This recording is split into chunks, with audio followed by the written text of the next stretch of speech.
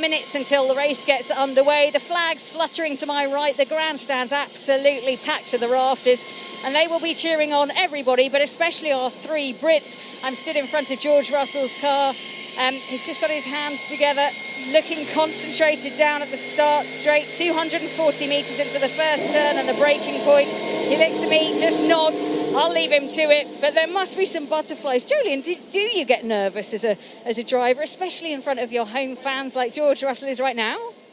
I wouldn't call it nerves, but I think you're just so focused on the start of the race. It's the most crucial part of the whole race weekend. The cars are all tightly packed, and it's the chance to make yourself a hero, make yourself a good few places, and change the outlook for the rest of the Grand Prix. So, ultimate focus, and for George, he's got a chance still. He's had a tough turn yesterday with a penalty from the stewards that I thought was pretty unlucky, really. A 3-place grid drop. Should have been starting in the top 10 as he was for the sprint after qualifying 8th. Starts 12th, but again, just got to focus. The starts haven't always been his strong point, but if he can nail this one, he is going to be in that mix for points once again in the Williams. It would be romantic, wouldn't it, if he were able to get points for Williams? It feels like they're deserved, and it hasn't happened so far. But could you imagine if he does that, if Norris were to get a podium, maybe if Lewis Hamilton was to win the race? That would be the fairy tale. Yeah, I think a Norris and Hamilton on the podium would be really cool and is a bit doable. Russell, I think it's almost to the point now where if Russell scores points, it's sort of like, yeah, finally. Yeah. He's been so close the last couple of races in Austria, finishing 11th, just getting overtaken by Fernando Alonso in the final laps last time out. Was running 7th, the Styrian Grand Prix, also in Austria the week before, and his car let him down. So it kind of feels like it is about time now for George, and he's qualified once again in the top 10. The sprint's dropped him down to 12th, as I said, but he's got a chance, and he's always consistently around that top 10 now. So today could be the day for him. Norris podium, it's not out of the question. It probably will rely on someone ahead, or at least 2 cars ahead coming into trouble. He was a bit downbeat yesterday about his prospects of beating Charles Leclerc. He thought the Ferrari was a bit too quick, but at least they start side by side today. And Andreas Seidel mentioned a moment ago, didn't he, when he was speaking to you, Jenny, that the extra heat might not help the Ferraris with their tyre management, which is something that they've struggled with over the course of the season. So I think Norris he's got a chance at 4th, and then one person drops out. That's a podium. Oh, I'm just so excited. Just looking at the helicopter of the huge site that is Silverstone, and it is absolutely packed out. Flags everywhere. The fans so enthused to be back, so enthused to be part of Formula One again and watch this race. And they want a spectacle, don't they? They will be cheering, Jolyon, everybody on. But I think this place will erupt for the Brits. It's been rocking since Thursday. We went driving on Thursday and everyone was in and the place was bouncing. So it has been a festival atmosphere for the whole weekend. The Brits, of course, are taking the lion's share of the support, but they want to see a great race. We've had really good action so far. Friday's qualifying was thrilling, seeing Lewis Hamilton set the pace when we didn't really expect it. Verstappen's been on such a good run, but Hamilton dug deep. Yesterday's sprint, something new, and certainly quite interesting. And now the pièce de résistance, the Grand Prix. Everyone on medium tyres, by the way. Everyone on medium. Oh. Well, one stop is what we're expecting. Everyone on medium tyres. Maybe someone will throw a curveball in and go on softs towards the end of the race. Let's see what happens. I'm just leaving the paddock. Here's the plinky plonk machine. There we go. That means I'm now out of the paddock and I'm walking around into what is a very steep, a lot of steps that will take me up to what is a wonderful viewing perch of the last turns here. And I mean, it just looks like, as Jack said earlier on the radio, like Glastonbury. Fans packed in. They've got their little camping chairs that they're sitting on. They've got umbrellas, mass colours all over, sprinkled in the crowd, and the flags flying high as well. There's some Tifosi here supporting Ferrari, but I think most people are here supporting the Brits and just want to see a fabulous race. So let's see what Silverstone delivers. We have 52 laps. We have an amazing crowd, 140,000 people packed in here in Northamptonshire, and they want to see a great race. Jolyon Palmer, Jack Nicholls, let's hope it delivers. Well, there are some ingredients there, no doubt about that. We've got a championship battle on. Max Verstappen leads the 2021 Formula One World Championship season by 33 points over Lewis Hamilton. No matter what happens this afternoon, Hamilton cannot regain the lead of the championship, but he can close in on Verstappen if he has a good race. And obviously, the more Verstappen struggles, the more Hamilton will close the margin. As Jolyon says, everybody on the medium compounded tyre, which, well, we'll see how it plays out, because I guess it's giving you the most amount of flexibility, isn't it? You can kind of go longer if you want, come in earlier if you want, perhaps, and still have reasonable pace. We will wait and see. Hamilton has never finished lower than second at Silverstone in the hybrid era, and Max Verstappen has led 70% of all the laps so far this season. It really is a titanic battle between two of the top racing drivers in the world, arguably the top two racing drivers in the world. Lewis Hamilton, one of the greatest of all time. Max Verstappen, certainly on his way to being there.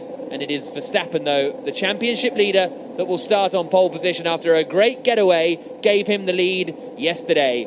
It's 3 o'clock here at Silverstone, and as the cars pull away on their formation lap, this is the British Grand Prix.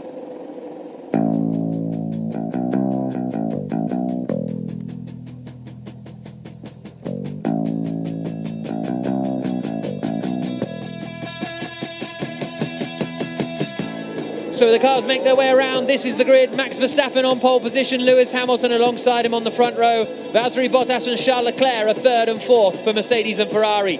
The two McLarens, Lando Norris and Daniel Ricciardo, are fifth and sixth. Fernando Alonso seventh in the Alpine. Sebastian Vettel's Aston Martin is eighth, with Ocon and Sainz completing the top 10. Gasly, Russell, Raikkonen, Stroll and Giovinazzi are the top 15. Tsunoda, Latifi, Schumacher, Mazepin, the 19 drivers that will start on the grid. Perez starts from the pits.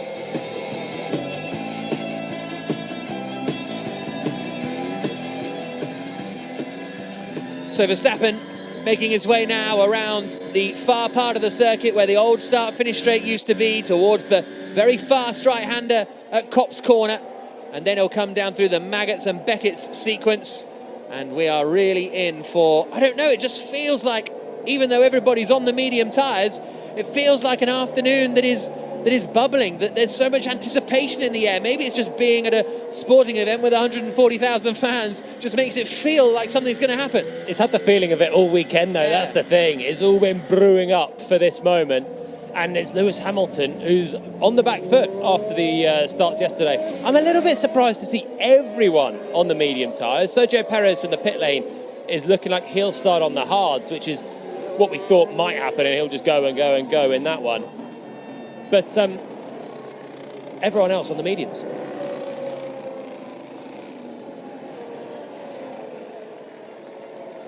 Thank you very much, Mark. Myself, Jack Nicholls, Jolyon Palmer and Jenny Gow with you on that DAB station and on BBC Radio Northampton as well, as the cars are now making their way around the final few corners to start this Grand Prix in front of 140,000 fans. Jenny Gow. Yes, I'm here as the cars make their way round the final turn in front of grandstands packed full of people, Union flags rippling around. It's Max Verstappen who leads them all onto the grid, but Lewis Hamilton and Valtteri Bottas, the two Mercedes, right behind him, playing cat and mouse at the moment on track. Want to go a bit faster, I think, but they're not allowed to. Max Verstappen setting the pace here. Verstappen is about to start on pole position, and he leads the Formula One World Championship by 33 points over Lewis Hamilton. No matter what happens in the next hour and a half or so, Hamilton cannot retake the lead of the championship, but he will do his best to try and beat Verstappen and haul back in the championship advantage that Verstappen has built.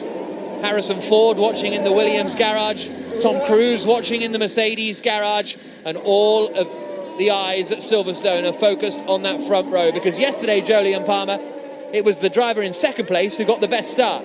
Unusually, the outside, the cleaner side of the grid should have a bit more rubber down, but it was Verstappen who launched into the lead. Can Hamilton fight back and do the same this time?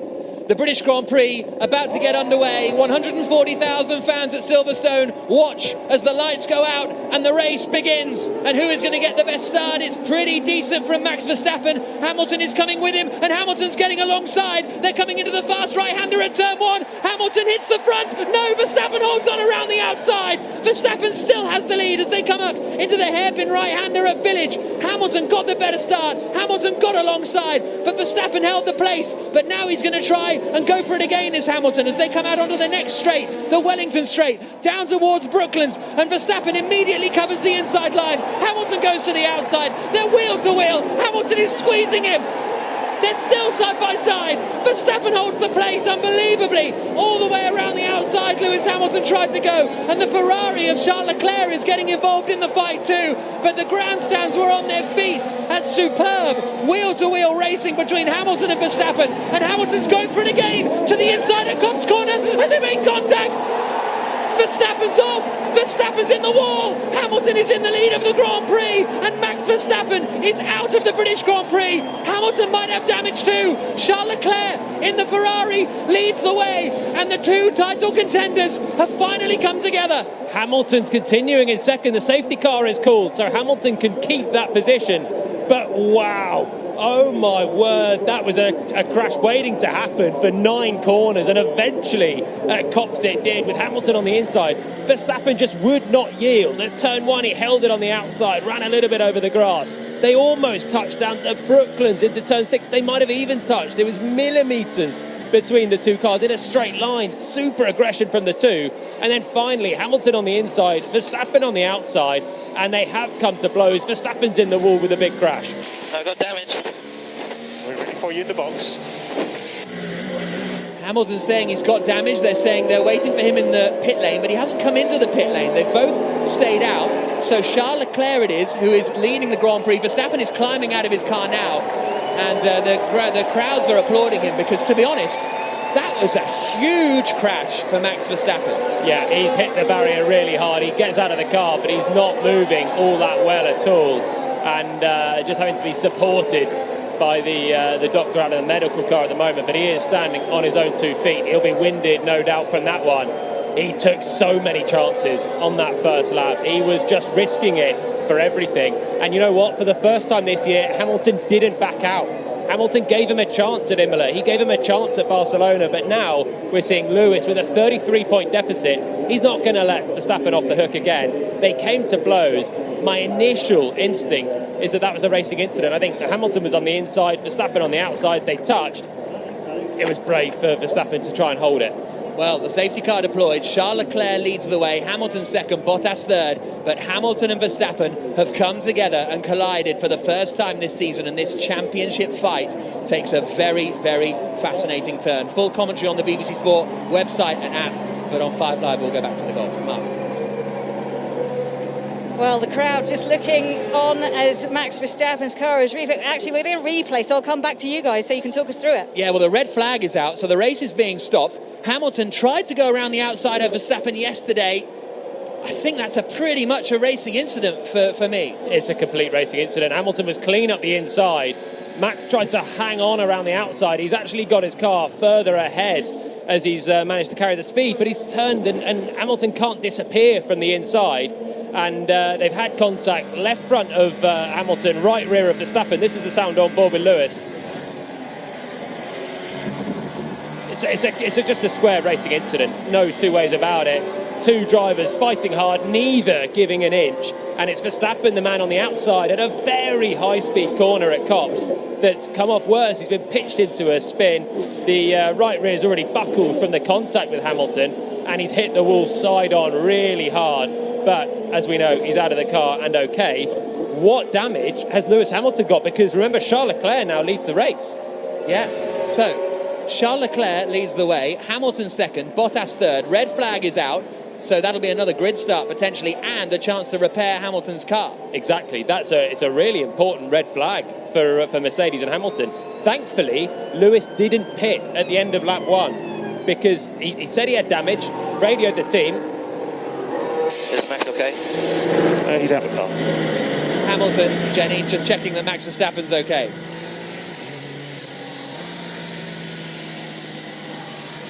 The cars are thundering past me. Apologies, it's incredibly loud as you have 19 drivers in their Formula One cars all peeling off to go into the pit lane. I'm guessing George Russell had a terrible start because somehow he's down towards the back end and only just ahead of Mick Schumacher in a Haas. So I don't know what happened for him. Sergio Perez remains right at the back of the field, but this is a stroke of luck for Lewis Hamilton, a red flag, meaning that team can come in and they can actually do work to that car. So Hamilton will probably get out of the car, I'm expecting. They'll look at how much damage is done. And this is a great moment for Lewis Hamilton to just regroup. And the Mercedes team, as I said, can mend that car. Max Verstappen's going to be furious, isn't he? So the order is Leclerc, Hamilton, Bottas. Norris is 4th, Ricciardo is 5th. 6th is Sebastian Vettel, 7th Fernando Alonso, Sainz is 8th. Kimi Raikkonen has got up into 9th position on that opening lap. He started in 13th. Esteban Ocon is 10th. Stroll, Gasly, Giovinazzi, Russell the top 14. As you say, Russell dropping down the order. Tsunoda is 15th. Schumacher, Latifi, Mazepin and Perez, the 19 drivers, with Max Verstappen out of the Grand Prix. And that, I love moments like that because that was an iconic moment in motorsport history just there. Yeah, it's for been 30 years to come, they will be replaying that crash. It's been an inevitability that these two will crash this year. And Verstappen's been the one taking the risks. And Hamilton, the elder statesman, the one with the 7 titles and maybe a little bit more maturity in the battle, has backed out in certain times. But he can't afford to keep backing out when Verstappen's taking the chances, or he's just going to lose more points here and there, particularly when Red Bull now have a car that's as fast or maybe even faster than the Mercedes. So finally Lewis has gone toe-to-toe with him, taken the risk, and it's Verstappen that's lost out here on the outside. And he was pushing him all the way, squeezing him into Brooklands and then selling him the dummy. The dummy going into Copse was absolutely superb from Hamilton. Yeah, it was the racecraft of the two of them was so good up until turn 9 at Copse Corner. And the dummy from Hamilton just looked to have a nose on the outside, then dashed straight to the inside, and there was a gap that Verstappen had left. And Hamilton put his Mercedes there. Verstappen still turned in. Lewis did just understeer slightly wide of the apex, but that's inevitable on a really fast corner. And wow, they almost touched exit at turn 1, where Verstappen kept it pinned around the outside as well. They were so close to touching down the straight as well, in a straight line down to Brooklands. That's the pressure and the intensity that these two were racing with. They've put the visor down today and they knew they were going to race like this. The crowd may be giving them an extra impetus to be, did they touch? I mean, millimetres. It was absolutely phenomenal, that opening lap. That was an F1 sprint race. Yeah, all too sprinty for Verstappen, who doesn't make it past to the second half of the lap. It's into turn 9. We're getting another replay now. Hamilton on the outside. Verstappen had covered it, but there was a space. Lewis went for it, and then he did understeer towards Verstappen. How was the head going in there, man? Yeah, copy, Lewis. Fully alongside, it's my line. Yeah, you turned in on me, man. Yeah, copy that, Lewis. Yeah, just reviewed the video. You're giving the guy space. Yeah, I genuinely think that is fair enough. That response from Hamilton there. The sound you can hear now is Charles Leclerc. We're just getting a look at he had the best seat in the house for all of it. Yeah, what a view, having passed Valtteri Bottas off the line. Just better drive in the Ferrari off. Bottas getting a bit of wheel spin and couldn't keep his 3rd position off the line. Leclerc then just watched these two championship rivals duking it out really wheel to wheel down the Wellington Straight. Leclerc must have been waiting for this to happen with his view. I mean, I just can't tell if they did touch or if it was millimetre perfect down to Brooklands. Certainly no damage to either car and no sparks, so maybe they measured it perfectly there. But it was only 2 corners later where Verstappen was planted into the wall. And Leclerc, looking at it, would have just been waiting for that to happen. And he knows who he's racing against here as well. He knows it's Hamilton and Verstappen. And when that happens as well, you know it's a momentous occasion, like you do, Jack. Leclerc swooped through on the exit of Copse to now lead the race as Hamilton had that contact and lost a bit of momentum. But as we said, Mercedes can check over that car, and if there is any damage, they can fix it under these red flag conditions, if they can fix it in time, whatever it is. Now, the reason for the red flag is going to be to repair the barriers on the outside of Copse Corner where Verstappen went in and hit the wall. And great from the British fans, actually, to applaud Verstappen. Verstappen waved back at them, and I think they are really appreciating what they're seeing in this fight between Verstappen and Hamilton. And Hamilton actually is back. He was back in the garage and watched the replay and did a little shake of the head. Yeah, he knows that Verstappen has just risked everything there to hang on. I think Max desperate to keep the lead. Remember, he was racing 2 Mercedes at the front as well. Perez is at the back, having just been released from the pit lane, and Verstappen, I'm sure he felt he needed to keep the lead, because with 2 Mercedes in the race against only him in the Red Bull, track position at the start is key, and then it's just, can you defend the whole way through? If you lose the lead at the start, Mercedes have all the strategy options available with Valtteri Bottas as well to try and undercut, force Max into an earlier stop than he would like, and the race becomes so much harder. So that's why he forced the issue so much with Hamilton there, really risking it at every corner and every straight for half a lap. But he's lost out, and I don't believe that Lewis Hamilton will be penalised. I think it was a fair move that was on for Hamilton. Also, a brave one on the inside of Copse, no doubt. It's a very fast corner, but as he said on the radio, he was alongside. He was he didn't have to back out of that one from the inside. So I think Hamilton's got away with it, but what is the damage on his car? Well, red flag still out. The incident involving Hamilton and Verstappen is under investigation for causing a collision, so we'll wait and see what the stewards decide. Charles Leclerc is leading the Grand Prix. You do struggle to predict the stewards at the moment. If you look at the penalty that Russell got yesterday, obviously very different circumstances, but similar, front to rear wheel contact, really. It was, but that should never have been a penalty for Russell. That's the thing. Normally there's leeway for first lap incidents as well, but Russell got this bizarre 3-place grid penalty. So you never really know what the stewards are going to dish out. What I would say is, worst case for Hamilton, if they do really frown upon this, it's got to be a 5-second penalty. And with no Verstappen in the race and only Ferrari's Charles Leclerc ahead, if his car's not damaged, he could swallow a 5-second penalty as an absolute worst case. So this one, the hard wheel-to-wheel battling has just favoured Lewis Hamilton massively, and this is a serious turning point in the championship. So, an interesting question here. A lot of you, well, some of you on hashtag BBC F1 accusing us of a bit of bias, which is fair enough. I don't think that's true, to be honest. But hang on, let's listen to this. Michael, have you got a minute? Hello. Yeah, Michael, look, that corner, he was never anywhere near alongside. Every driver that's driven at this circuit knows you do not stick a wheel up the inside at Copse. That's an enormous accident, and it was 100% Max's corner. So, as far as I'm concerned, full blame lays on Hamilton, who should never have been in that position. So, you could have had a massive, accident. Thank God he's walked away unscathed. So I hope you're going to deal with it appropriately. Understood, Christian. That's why it's just gone up now that things have calmed down for a second, as under investigation by the stewards. So, well, okay, interesting. So, your thoughts on Horner's... Well, a lot of this comes back to, and we've got time, so we'll get into this a little bit, in what I believe is a bit of a... No one really knows what the rules of racing are, right? And Christian Horner there is giving a view that is a sort of fairly common one in motorsport, that if you're on the outside, if you're on the racing line, then it is your corner, and you're allowed to turn in, and if the guy has hit you off, the guy has hit you off.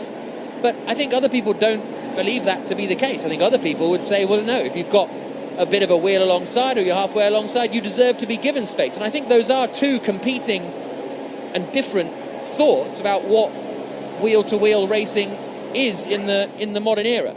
Hamilton was clearly alongside Verstappen as they came into the corner. As Verstappen's launched it into the corner, Lewis has backed out of it slightly more because he's coming from a tighter line, and that's meant that it's left front to right rear contact. But that's because Lewis has sort of backed out of it slightly as Verstappen is committed with incredible intensity for someone on the outside of Copse Corner, and as Christian Horner says, it's a fast corner. But Max took the chance of turning in regardless of having a Mercedes right on the inside. I just think it's very difficult to apportion blame to either driver there. It's a classic racing incident. Two cars trying to go through there. Lewis with a little bit of understeer in a very fast corner. Verstappen committing so hard on the outside, not willing to yield an inch. And with two drivers fighting that hard, contact's inevitable. I've driven here, and people do sometimes make overtakes at Copse Corner. It's not you don't have to go one by one through that corner. I've had a chance to look at that footage. Lewis was significantly alongside on the inside of turn 9. That's Mercedes' response. Sainz and Grosjean collided there a few years ago. Exactly. I believe nothing came of that. I don't honestly remember.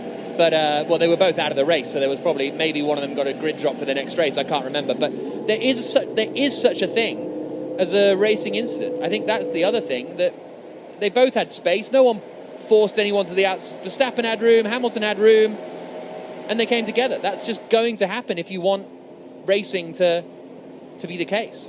The key is neither of them yielded. They were side by side into the corner, and they both took a massive risk in a very fast corner, and they touched. And in this instance, the one on the outside has ended in the wall, as is more often the case as well. The one on the outside that goes. When Sainz hit Grosjean, Grosjean ended up in the wall, didn't he? But I don't think Sainz got I don't remember Sainz getting a penalty for it. But it is just an incident that happens. Fernando Alonso yesterday sent one around the outside of, was it Lando Norris at that corner? Go ahead, Jonathan. I've watched this replay several times now, Michael, and I'm feeling really cross about it. I understand, Jonathan, which is why the stewards are obviously investigating it at the moment. But that corner there, Michael, that's not a place to stick a wheel up the inside of a car. No, I completely understand your perspective, Jonathan, which is why the stewards are investigating it, and that's why they are there. Right, thank you. Thank you. So that's everyone having a go. That's Jonathan Wheatley, the team manager at Rebel, having a go at Michael Massey. Everyone's having a go at Michael Massey. Michael Massey saying, well, it's not actually up to me anyway. It's the steward's decision. Nick Hughes says, hashtag BBC F1, would Hamilton have tried that move anywhere else? Has the occasion got to him a bit? I think the occasion's got to both of them. The way that they were fighting, they were both so hard on each other, and they're both desperate for the lead on the first lap. And Lewis was on the inside; he dummied it. Verstappen tried to block off the inside on the old start-finish straight on the inside into Copse. Hamilton dummied it, then got the inside, and from that position, if Max chooses to turn in from the outside, then he's always taking a risk when there's a Mercedes on the inside that's got a significant amount of his car, if not the whole car, on the inside before they start to lift for the corner. Now, we're still under red flag conditions. We'll be getting the race underway, obviously, as quickly as possible. I'm presuming there was some sort of damage to the Red Bull of Verstappen that needed to be safety checked because they didn't clear the car away for a long period of time. This is coverage of the British Grand Prix here on the BBC Sport website and app, and BBC Sounds and BBC Radio Northampton. And Jolie and Palmer, myself, Jack Nicholls, are with you in the commentary box, and down by the track is Jenny Gow. Yeah, I've just come down towards the pit lane, actually, to have a little look. It's fascinating, isn't it, the insight that we get with Team Radio to be able to listen to both of them. And this is where it gets political, isn't it? They're really pushing their own agendas and saying, hang on a minute, we're in the right, this is what we should be doing, this is what should happen. And Michael Massey's in the middle of it, and he has to be the referee, and it's actually up to the stewards. It's not up to Michael Massey. Massey can make recommendations, but the panel of the 4 stewards are the ones that determine exactly what they think. They interpret the rules that they have, which is a chunky old rule book, I have to say, and then they come up with any penalty that they think is appropriate and has to be adhered to. So, yeah, you can understand that both Ron Meadows and Jonathan Wheatley are on the radios a lot saying, come on, we're in the right here. I think the issue is Hamilton didn't stick a wheel in at that corner. He was very far up the inside of Max before he then lifted off slightly for the corner, but he was there, and Max would have known that he was there and still chose to turn in. And then the momentum, the inertia of the Mercedes just went slightly wider at the apex and tipped the Red Bull into the wall.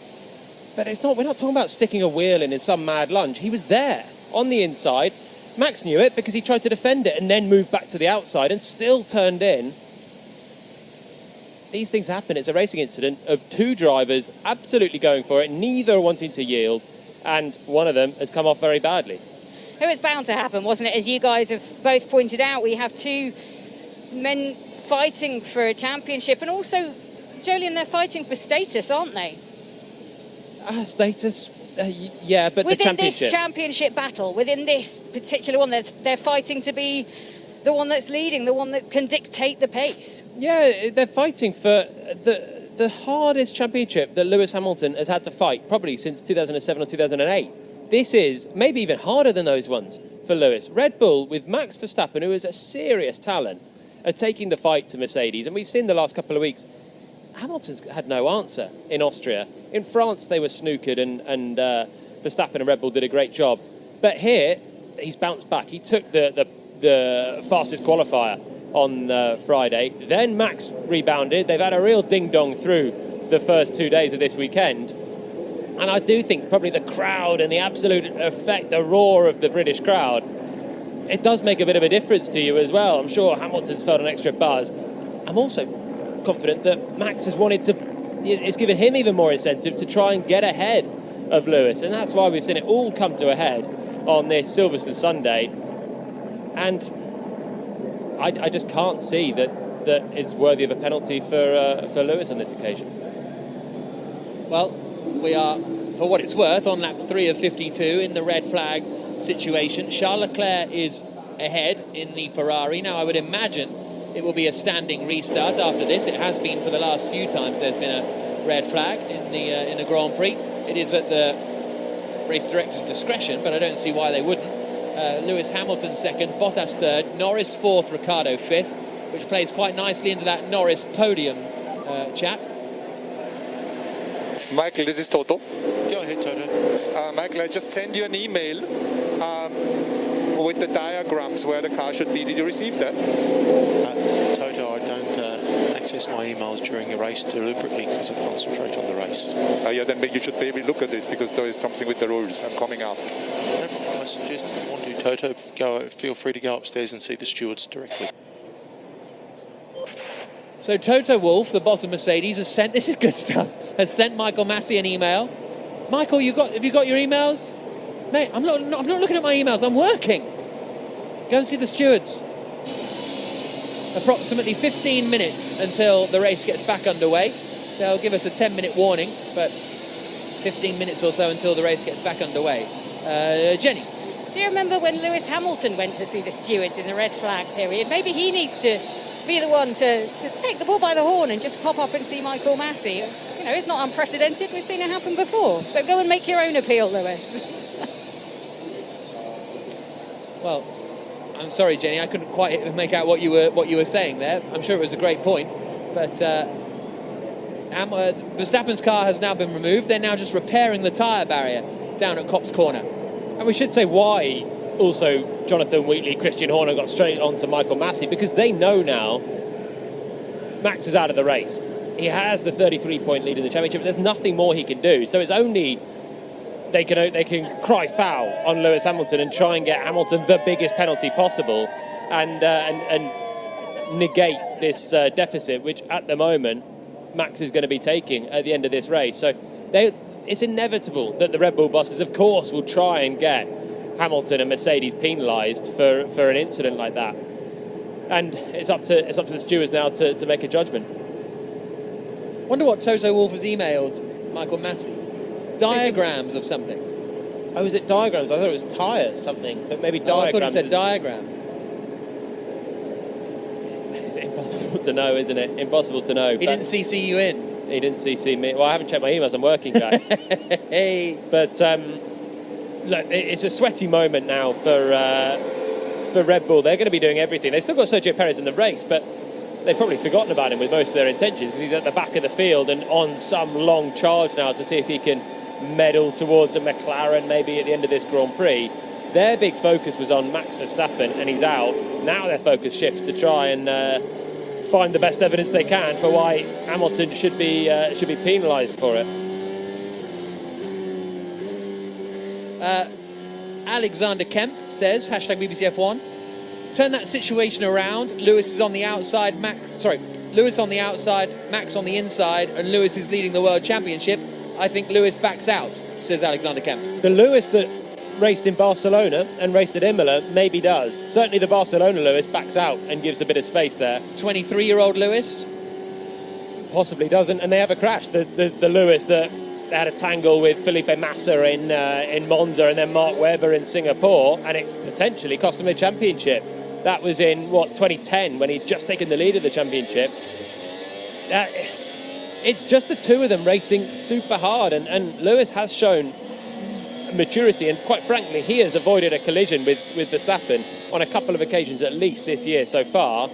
This time, you can't afford to always open the door for the rival in case it's a crash. You can't afford to do that, because then Max would know every time there's a 50-50, he can be the aggressor, and he knows that Lewis is going to back out.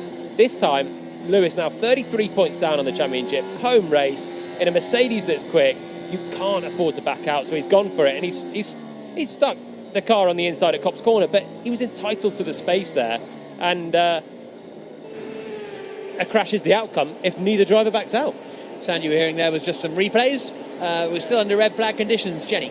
Yeah, well, I can tell you I'm in the corner where it's all going on, which is just underneath the wing by the podium, and both Toto Wolff and Christian Horner have come out of their positions on pit wall and stormed across towards where the stewards are. Toto Wolff, I didn't see him myself, but I spoke to one of the other journalists down here, said he was absolutely furious, stormed out, red eyes, very animated when he came out to see the stewards. And then Toto Wolff, on hearing the news, Christian Horner on hearing the news also came out, and he stormed across looking to know where to go, asking people where should I go to see the stewards. So they're both up there, probably having a shouting match at the moment. And I can tell you, race stewards for this weekend. I guess that was the racing incident or what? I guess no penalties. I haven't heard anything. Yeah, under investigation. Valtteri Bottas guessing there'll be no penalties. He, of course, had a good view of it as well, yeah, behind Charles Leclerc, so he would have seen what's happened, the teammate of Lewis Hamilton. But if Hamilton does get a penalty, is Bottas then the favourite to win this race? It'll then be Bottas against Leclerc. So, arguably for Bottas right now, even though Lewis Hamilton is his teammate, the best result is that Hamilton does get a severe penalty and Bottas can go and win this race without having to worry about play a team role for Lewis, who is still ahead of him. Toto Wolff's just come back down from seeing the stewards. He is striding into the pit lane. So that'll be interesting. The stewards this weekend, Nish Shetty, who's a member of the FIA International Court of Appeal.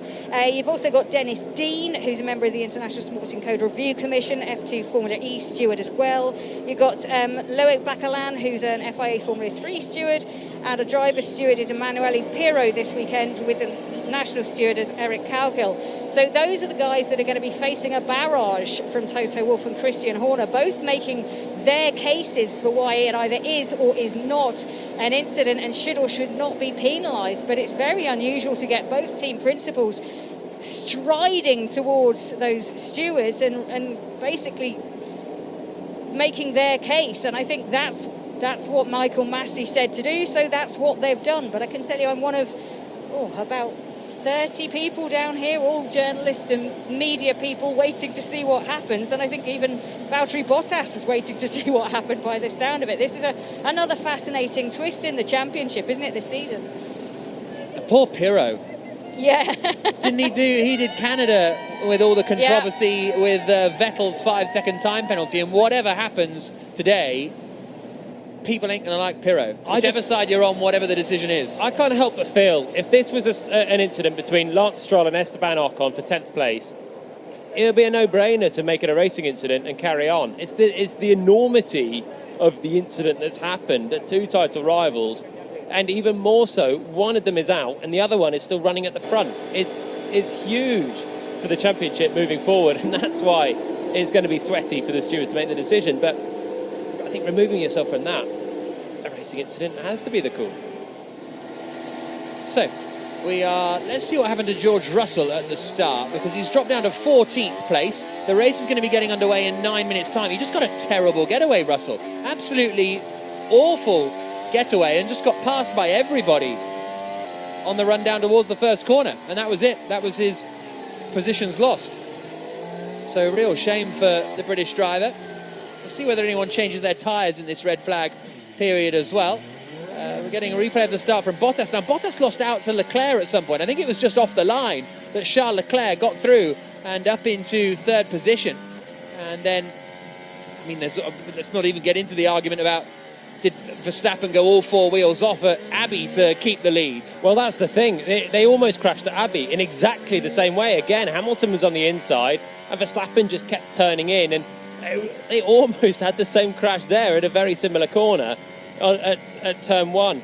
It's one of those ones, if you're on the outside and you just keep it turned in, you are taking that chance. And we've also seen over the last year or so, the stewards normally are more lenient with incidents on the first lap as well. So I think taking all of it into account, the leniency of some first lap incidents when the cars are racing together and grip is at an unknown level and everything else, I think it's just one of those incidents that was bound to happen and has happened. Ash says on hashtag BBC F1, if it was the other way around, the commentary team would be screaming for a penalty. Honestly, Ash, maybe I'm deluding myself. I don't think so. But tough to know, obviously. But I honestly don't think so. Well, the car on the inside they can't vanish. By the time they're on the inside there, and Hamilton was well up the inside, he can't vanish from there. And Verstappen chanced it by still turning in. It's a really risky place to do that. It's risky from both sides, to be honest, and that's why I just think it's a racing incident. From whoever's there on the inside, they can't vanish by the time they go there. So should Lewis have never even tried to go to the inside when he had most of his car alongside Max on the entrance to that corner? With all of this said, I can't see the penalty being more, if there is a penalty for Lewis, being more than 5 seconds, based on everything that we've seen for the last few years. A 5-second penalty here. Red Bull can't be chuffed with that, because Hamilton is still favourite to win the race with a 5-second penalty. So unless they're going to give him a drive-through or a stop-go penalty or exclude him from the race, all the arguments for and against are going to be relatively irrelevant, probably. You are listening to coverage of the British Grand Prix here on BBC Sport app and BBC Sounds, BBC Radio Northampton. It's a beautiful sunny afternoon, but we are still under red flag conditions. Have been for about half an hour since Max Verstappen and Lewis Hamilton collided on the first lap of this British Grand Prix. They've removed Verstappen's car, they've repaired the barrier, and the race is going to be getting going again in a little under 5 minutes' time. Jenny Gao is down in the pit lane and the paddock areas, and Jolyon Palmer, the former Renault F1 driver with 2 British Grand Prix appearances to his name, is alongside me, Jack Nicholls, here in the commentary box at Silverstone.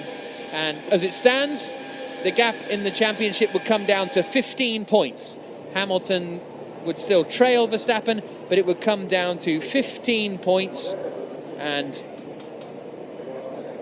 of course, that's if Charles Leclerc wins the Grand Prix. But it's going to be a tough ask for Charles Leclerc to win this Grand Prix in the Ferrari. He leads it when the race gets back underway. Hamilton second, Bottas third, Norris fourth, Ricciardo fifth, Vettel, Alonso, Sainz, Raikkonen, Ocon the top 10, Stroll, Gasly, Giovinazzi, Russell, Tsunoda the top 15, Schumacher, Latifi, Mazepin, Perez, the 19 drivers still in the Grand Prix, and then Max Verstappen out of the race.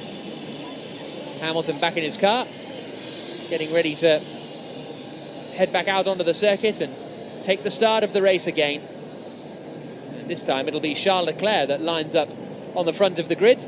Not for the first time this season, having started the Azerbaijan race in Baku from pole position. Was meant to start the Monaco Grand Prix in pole position, but didn't start that race. And he will be starting in the lead of this one. Everybody still, well, we'll see whether they've changed the tyres at all, whether that's going to change any... I wouldn't have thought so, being only one lap in. I wouldn't have thought anyone would change their tyres, to be honest, Jolyon. No, I wouldn't have thought so. They had a free choice of start tyre in the first place. They done one lap. Unless someone's gained or lost a lot of positions, which no one really significant has at this moment in time, then they'll probably stick with what they were originally planning, just with a little bit of a breather before we go again. What can Perez do from the back? This time he can line up on the grid. Can he get himself up to score some points for Red Bull still? And then George Russell, what a shame for him to get a poor start. The first laps have not been good for George. He's so good in qualifying. One lap pace has been spectacular, but often he's lost some ground on the opening laps, and he's lost once again from 12th. Finished 9th yesterday, 3-place grid penalty to be down to 12th. I thought that penalty was harsh as well yesterday. Down to 12th to start, and now he's lost out to Pierre Gasly and Antonio Giovinazzi. His race now looks quite tough to get back towards the points, but as we've seen, anything can happen. So we are 3 minutes away from the restart of the British Grand Prix. The cars will go out behind the safety car and then line up on the grid, I would have thought, and start the race again, with a few laps shorter, of course. And Verstappen is out of this race, the only driver that is out of the Grand Prix. And as it stands, of course, there would be no points scored for Red Bull, with Sergio Perez down in 19th position and Verstappen out of the race. Yeah, I mean, he had a 51G accident. I mean, that's... thank God he walked away. That's the biggest result that we'll have today. So, yeah, just relieved to see him. He's in the medical centre, but he's walked in there on his own. He's doing a 30-minute precautionary check, but hopefully... you know, so far so good. We heard Jonathan on the phone to Michael Massey. What's your view of the incident? For me, it's very clear. I mean, Lewis has stuck a wheel up the inside at one of the fastest corners on this World Championship. He's driven this circuit for years. You know, you don't do that here. And, you know, the result, thank God, we haven't had a driver that's been seriously injured or worse today. Right, Christian, thank you very much. Thank you. Well, strong words from Christian Horner there, speaking to Lawrence Barretto in the pit lane at Silverstone, and kind of echoing what he said earlier on, really, isn't he? As we wait for the British Grand Prix to get back underway, we are close to restarting, and in fact we're only a minute and a half away before the cars will head back out. So the fans that have waited around a long time for the start of the Grand Prix have had, well, enough drama in that opening lap to really see them through the rest of the day, to be perfectly honest with you. But we've still got pretty much a full-length Grand Prix to come. And this conversation about who was to blame, who was not to blame, is going to run and run and run. And it was 51G impact, says Christian Horner. They have these kind of data loggers inside the cars. And it was a big one for Verstappen. The whole left side of the Red Bull absolutely ruined. And Verstappen winded as he got out of the car. Very, very big accident for the Dutchman. It is great to see him walk away. But now we're going to focus on the restart of the Grand Prix. And things have fallen quite nicely for Lando Norris. We were saying at the start of this race that the British driver, if he wanted to get on the podium, would need a little misfortune for someone in front. And that has befallen Max Verstappen. So I think the Norris-Leclerc battle is going to be quite interesting for, I think, what will ultimately be the last podium position. Is this now going to be a walkover for Mercedes? But they're starting second and third, Leclerc on pole for Ferrari.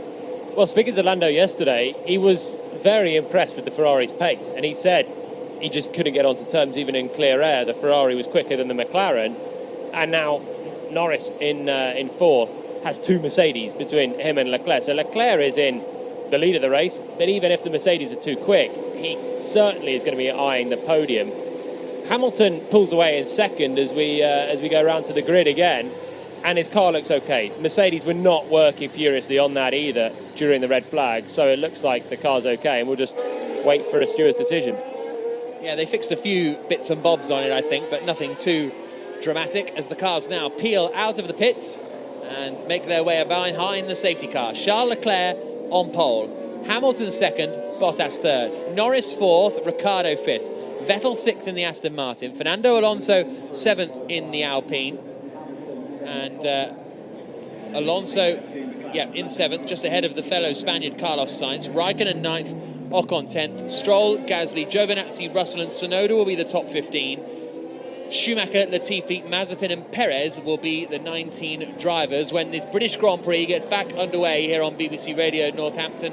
And let's go down to Jenny Gow. Yeah, just looking at Max Verstappen's car, or what's left of it, absolute bits and pieces that they're putting into large red bin bags. And I think Max Verstappen's been very lucky, because to me it looks like the crash structure and around the roll hoop has been affected. Big gouges in that as well. So we hope Max Verstappen's doing okay. He was taken to the medical centre, but a really nasty incident and huge damage on that Red Bull.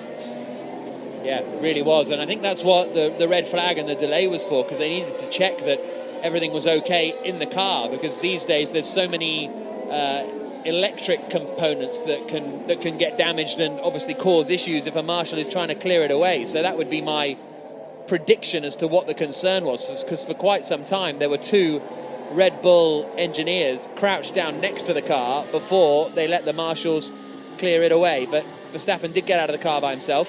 What is the safety car doing? Why aren't they going quicker? Charles Leclerc asking why isn't the safety car going quicker as he is weaving around trying to get some temperature into those tyres. We are at 29.8 degrees air temperature now, almost hitting 30 on this baking day at Silverstone. Track temperature at 50.5, and I think this is the hottest British Grand Prix of all time now if it hits 30 degrees.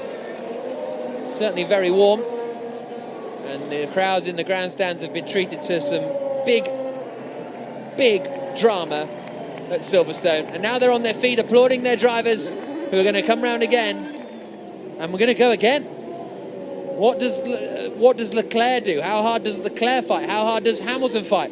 Where does Bottas come into all of this as well? Well, Leclerc will not fight Hamilton as hard as Verstappen did on the first start, and Hamilton won't fight Leclerc as hard. What can Leclerc do in the Ferrari? That had really good race pace. Can he do something remarkable and hold on, certainly for as long as possible? But Hamilton, I think, now can bide his time. His main title rival is not in the race, so he can bide his time and not take those risks anymore. So, lap 4 of 52, about to get underway.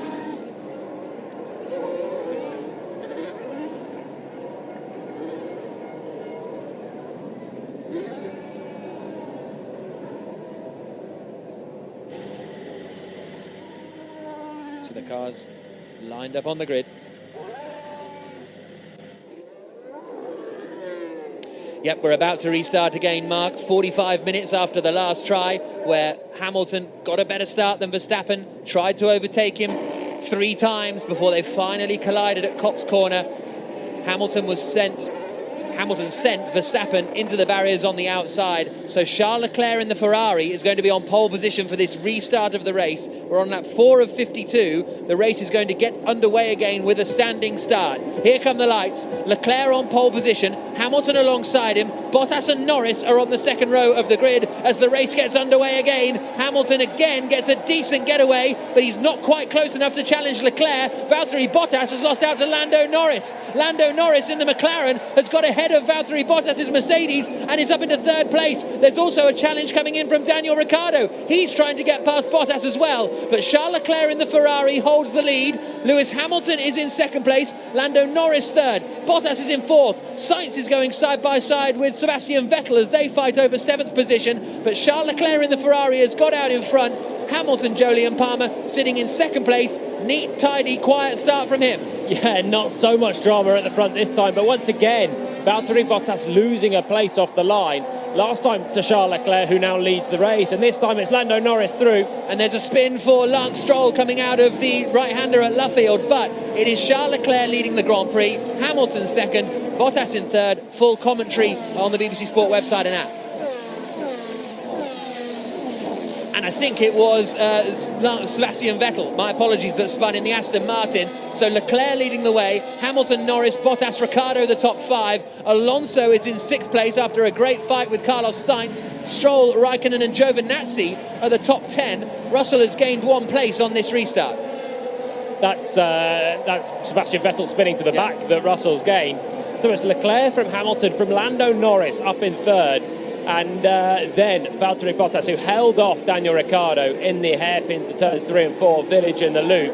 That's important for Bottas, but what can he do now to fight back on Norris for this second race in a row? He's got to try and pass Lando or make something work in the strategy.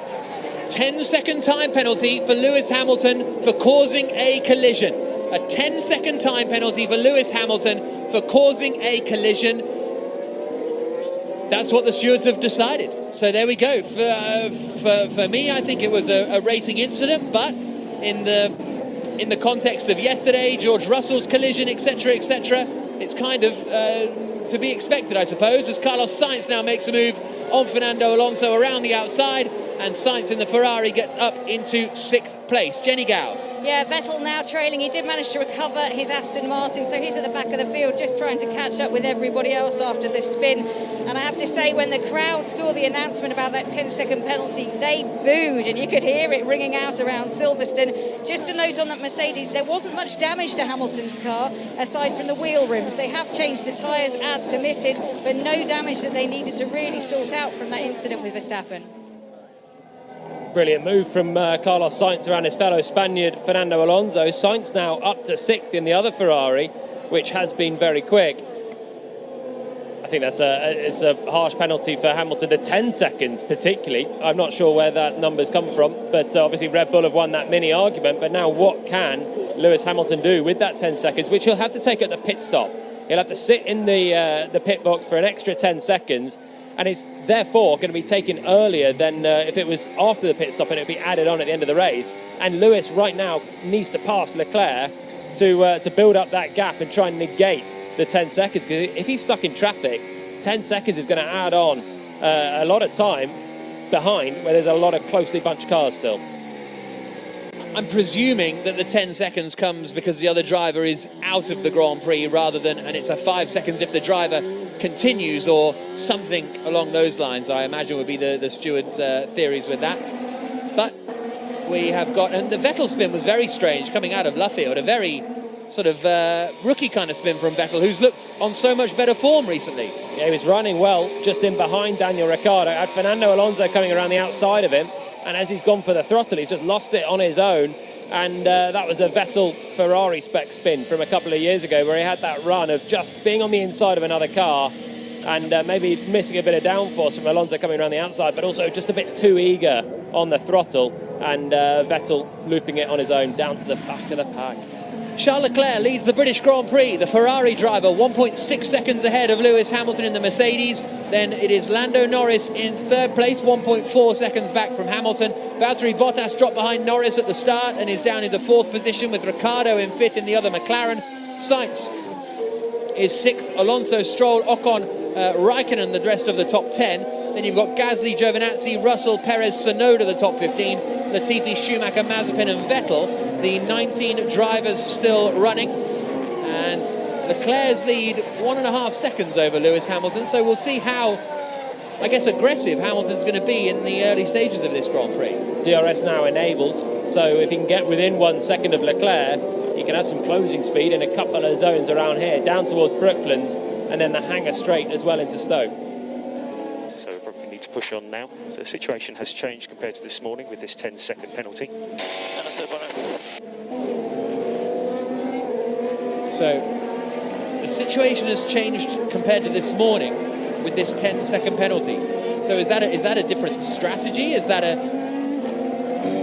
obviously the situation has changed with the 10-second penalty, but it sounds like they were looking to do a different plan by saying that. They must have been, but the situation has clearly changed because the man that they're trying to beat has changed. Verstappen out of the race, and he would have been a lot harder to beat than Leclerc in the Ferrari. Leclerc's still going to meet some opposition here, particularly with Hamilton carrying that 10-second penalty. Leclerc, if he can stay within 10 seconds or even stay ahead of Hamilton, he's going to be leading after the, what we expect, only stop at the Grand Prix. But the situation's changed in a couple of ways, really. 10-second penalty, Hamilton taking it relatively on the chin, and he's just nothing he can do about that, really. Head down and try and pass the Ferrari ahead to build up that buffer. Hamilton sets the fastest lap of the Grand Prix. We're on lap 8 of 52 in the British Grand Prix at Silverstone. The gap comes down to 1.3 seconds between he in 2nd place and the Ferrari of Charles Leclerc out in front. Lando Norris is in 4th position. 5th is Daniel Ricciardo. Sergio Perez has made his way up into 13th place. He's got ahead of George Russell coming down the Hangar Straight, moved to the inside, and it was a fairly straightforward manoeuvre for the Red Bull driver as he gets closer and closer to the top 10. This is the British Grand Prix at Silverstone, the first Grand Prix with this many fans for a long, long time. Silverstone always one of the most well-attended events, full stop, on the calendar, but not really since Abu Dhabi at the end of 2019 have we seen so many fans at a racetrack. Well, not true. Melbourne, in 2020, they were all there, but all got sent home. Lap 8 of 52, Jolyon Palmer alongside me, Jack Nicholls, Jenny Gow with you as well. And Lance Stroll has made up 8 places off his grid slot. Sorry, 6 places off his grid slot. So he's one of the highest climbers in the opening laps. But Charles Leclerc is leading. Hamilton now trying to get within 1 second of him. Jenny Gow. Yeah, he's just coming around now. The Scarlet Ferrari dashes past me with the number 16 emblazoned on its back, and Hamilton closing all the time, trying to catch up with Charles Leclerc, and the fans willing him on as he goes past. It's a real spectacle as the TV helicopter dashes above the heads of all of the cars, and the fans and their flags are rippling. This is an exciting race for them. They are cheering everybody on every lap. Well, they're seeing a drama-filled afternoon so far. Fairly settled at the moment, with Leclerc 1.2 seconds ahead of Hamilton. Norris has dropped 3 seconds back from those two. Leclerc is running reasonably well, actually. Still same strategy? Yeah, firm, Lewis. Hamilton asking still the same strategy. Peter Bonington, his engineer, saying yes.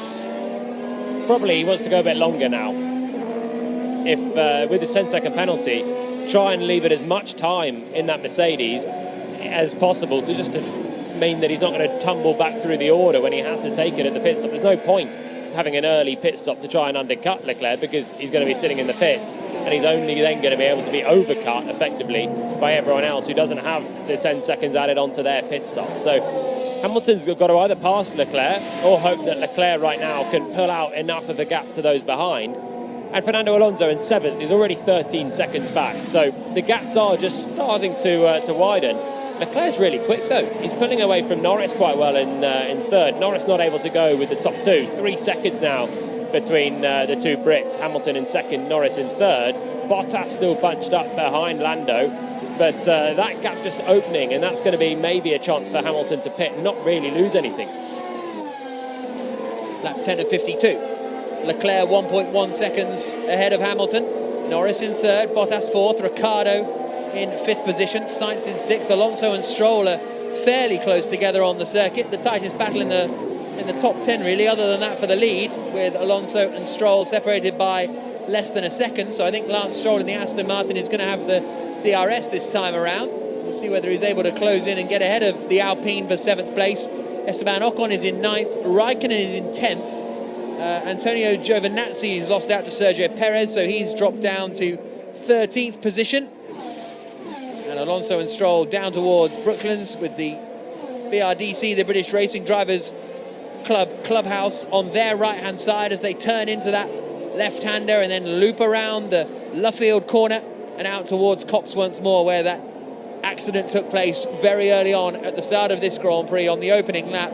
And the gap at the front between Leclerc and Hamilton just creeps up a little as they come through Maggots and Beckett's, up to 1.3 seconds. So Hamilton's struggling to get within Charles Leclerc's DRS range at the moment, the drag reduction system, so he can pop open the little slot in the rear wing, give him less drag in a straight line and try and close in on Leclerc, but he can only do that if he's within 1 second of the driver in front. Down towards Stowe comes the continuing battle between Alonso and Stroll. Perez's next target in the Red Bull is Pierre Gasly in the AlphaTauri, and the AlphaTauri is being held up behind Kimi Raikkonen, so Perez is pretty close to the points here already. Yeah, he's on a charge now. He needs to get his head down as he is on the hard tyre. It's going to take him a long way into the race, and then make use of the pace of the Red Bull as well after he either passes these guys or they pit off from in front of him. This is the sound on board the Mexican, completing lap 10, crossing the line and into Abbey corner once again. Abbey and Farm, right and then left, and then down the gears for Village and the loop. Another right, left, but much slower, and an overtaking chance if Perez could be closer but he's not quite yet. He will get the DRS though this time on Pierre Gasly ahead. Down the Wellington Straight, named after the Wellington bombers that were flown at Silverstone in its previous form as a World War II airbase, into Brooklands, named after the first permanent racetrack in the world, built down in Surrey in the early 1920s. I've committed to that. I nearly went 1921, but I'm not. It's 21 or 23, I'm sure of it. Lap 11 of 52. And Sergio Perez, the Mexican, racing for Red Bull for the first season. And he needs to clear as many cars as he can, Jenny, before the pit stops begin. He absolutely does. He's having a great drive, though, coming back and doing a recovery special, which is what he's known for on so many occasions, isn't it? Lewis Hamilton closing down once again as his Mercedes flashes past me. 18 seconds is the amount of time it takes to come in, change all 4 tyres, and then get back out again. It's actually quicker to go through the pit lane than it is the racing line. Everyone will hold on as long as they can on these tyres, because if there was a safety car, that reduces the amount of time it takes to stop by half. So around 10 seconds to come in and change those tyres and get back out again because of the slow speed that everybody else will be out. So they'll try and hold on as long as they can. But we're reckoning the pit window opens around lap 18 to 25 if you started on the medium tyres, like everyone but Perez. I was way out with Brooklands. 1907. Sorry, everybody. 1907, Brooklands opens, the first permanent racetrack in the world. Lap 12 of 52 in the British Grand Prix here on the BBC Sport website and app and on BBC Radio Northampton. Thank you very much for joining us for what is a fantastic spectacle of these 19 drivers fighting their way around the Silverstone circuit in a beautiful summer day. 29.9 degrees the air temperature now. Track temperature up at 50.4 degrees, so it's very hot for those Pirelli tyres out there. And it is Charles Leclerc who leads. Hamilton is second. Hamilton and Verstappen having collided on the opening lap of the race. We then had a long red flag period, and now Leclerc is in front. But here's his radio. We are planning plan B or plan C for now, plan B or plan C. That's Carlos Sainz actually in the other Ferrari being told we're looking at plan B or plan C. Hamilton's 10-second penalty, were he to just have it applied to him now, would already only put him into 5th place. So by the end of this Grand Prix, I feel like we might not, the 10-second penalty might not be a huge issue for Hamilton. He'll have to do some overtaking if he wants to win, though, that's for sure. And we are going to plan B. And Leclerc is going to plan B as well. So is that to extend the strategy of the Ferrari drivers to go a little bit longer before they pit? Things are looking good for Charles Leclerc at the moment, 1.5 seconds ahead of Hamilton. And there's no way that Hamilton can overcut or undercut Leclerc. Leclerc is safe from attack from the driver behind. Just keep doing what you're doing, it will come to you. Valtteri Bottas being told, keep doing what you're doing, it'll come to you. He's running in 4th place at the moment, behind Lando Norris, 1.6 seconds behind the McLaren driver. Of course, he can overcut or undercut Lando Norris, and that's what Mercedes are telling him there. Valtteri, keep calm, stay close to the back of Norris ahead, because then we've got some options on the strategy and it will come to you later. Hamilton, I'm sure, will be on a charge later, but with that 10-second penalty hanging over him at the pit stop, it'll be too long, and he's going to tumble down the order with that. But with every lap, that gap is just growing and growing. He's 1 second a lap quicker than Daniel Ricciardo and Carlos Sainz. So pretty much now he'll pit and come out ahead of Ricciardo and be on the back of his teammate already. Sound you can hear is Sergio Perez getting closer and closer to the back of Pierre Gasly for 11th position. The Red Bull and the AlphaTauri fighting, and they're both trying to get past Kimi Raikkonen in 10th place, who's dropping back a little from Esteban Ocon's Alpine. The Frenchman running in 9th position. And we're on lap 14 of 52 in the British Grand Prix. Personal best lap of the race set by Lance Stroll, although he has dropped just over a second back from Fernando Alonso now, after they were fairly close for a reasonable amount of time. Gasly only 6/10 off the back of Raikkonen as they come up into the right-hander of Village and then into the left-hander at the loop, but not able to make an overtake there. And Sergio Perez stuck now behind Pierre Gasly. There's a DRS train with Gasly within 1 second of Kimi Raikkonen ahead. He's got DRS to try and pass him, but behind him he's got Perez with DRS trying to pass Gasly as well. And Perez, therefore, doesn't have a big overspeed on the driver ahead because Gasly's trying to pass his own rival, the Alfa Romeo Kimi Raikkonen. So DRS for the two of them.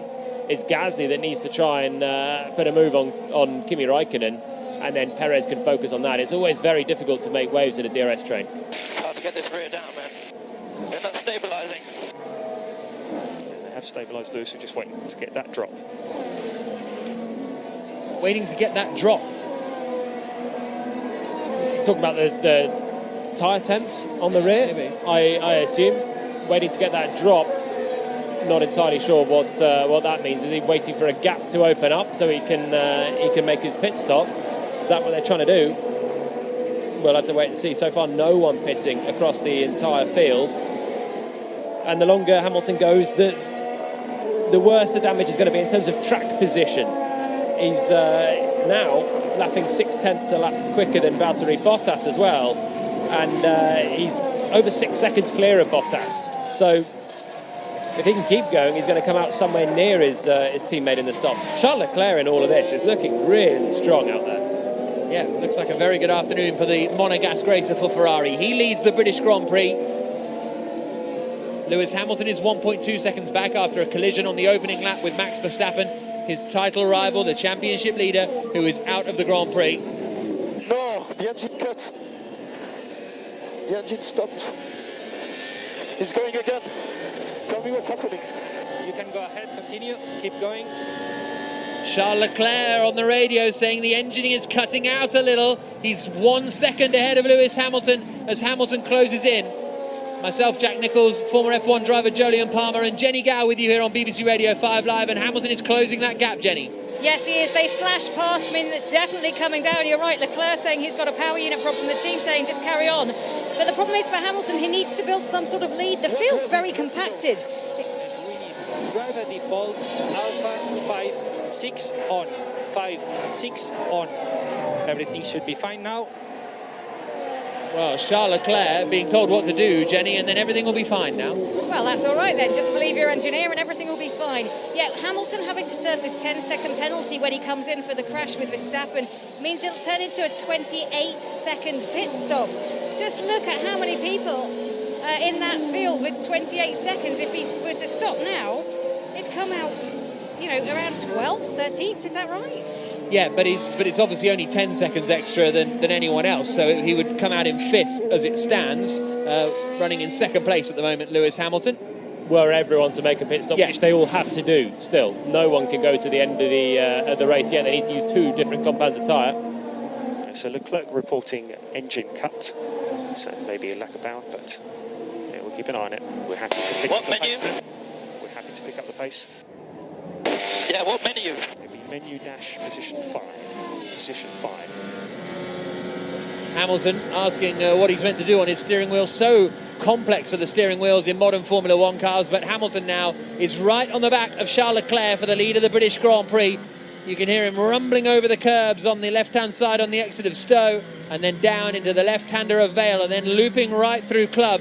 And last time across the line there was 1.2 seconds between them. This time across the line the gap comes down to 1 second. Hamilton almost in DRS range. Again. There's a cut with the engine. Leclerc getting stressed, his Ferrari engine cutting out from underneath him after they said it would be fine. He's just done a personal best lap of the race. I think that might be from the lap before where he lost a chunk of time. But now he's got the Mercedes bearing down on him. The pressure grows, and if that happens again, Lewis is in a position to strike this time. He's got DRS open down towards Brooklands at turn 6, but not close enough to make a move just yet. But he can smell the chance to take the lead now. Through the right-hander of Luffield they come, in front of the old pit straight. Leclerc right up to the curbs. We are trying to solve it. We think with the wreck we should be fine. Leclerc being told again should be fine. But the crowd are starting to cheer Hamilton on as he chases down the Ferrari for the race lead. Ferrari's first ever Formula 1 victory came 70 years ago at Silverstone in the British Grand Prix. And now Leclerc is leading, trying to hold off Lewis Hamilton. The sound you can hear is Hamilton's Mercedes going up through the gears. He's got the DRS open as he comes down the back straight towards Stowe Corner, hitting 200 miles an hour before he swings it into the fast right-hand turn. and Leclerc is holding the lead, but only just as they come down into Vale. But again, there's got to be a certain amount of patience from Hamilton. Leclerc's pace is still solid enough. The last lap he was quicker than Lando Norris in third. Hamilton's closing in again. Leclerc does a personal best, but just Hamilton is just now cranking on the pressure. Fastest lap of the Grand Prix for Lewis in second place. 2 tenths quicker than Leclerc. He's well within a second now, 7 tenths back, and they're coming towards the DRS zone through the right-hander of Village, then the loop, then out through Aintree, turn 5, and he'll get DRS and can try and attack Charles this time. Lap 18 of 52. Charles Leclerc leading the British Grand Prix. So the problem seems solved now. Continue as normal. Hamilton is starting to have some blisters. So Leclerc being told, honestly this time, genuinely, I promise, the problem is solved.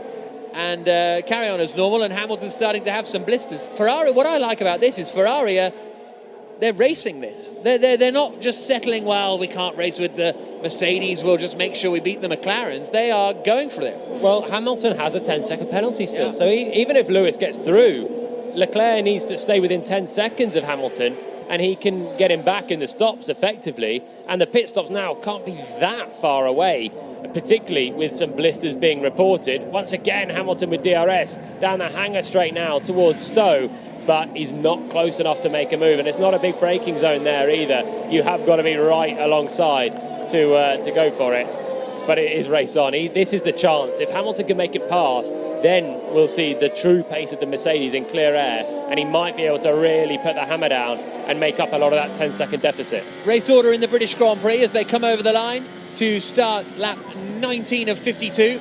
Hamilton behind with DRS. Tyres are okay for plan B.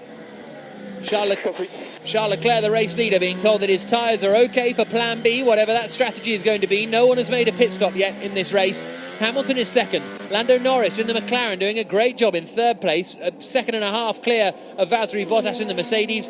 Fifth is Daniel Ricciardo. Sixth is Carlos Sainz. Seventh, Fernando Alonso. Eighth, Lance Stroll. Ninth, Esteban Ocon. 10th, but also into the pits, comes Kimi Raikkonen in the Alfa Romeo. Max Verstappen was out of this race on the opening lap after a crash with Lewis Hamilton at Copse Corner. Absolutely massive accident.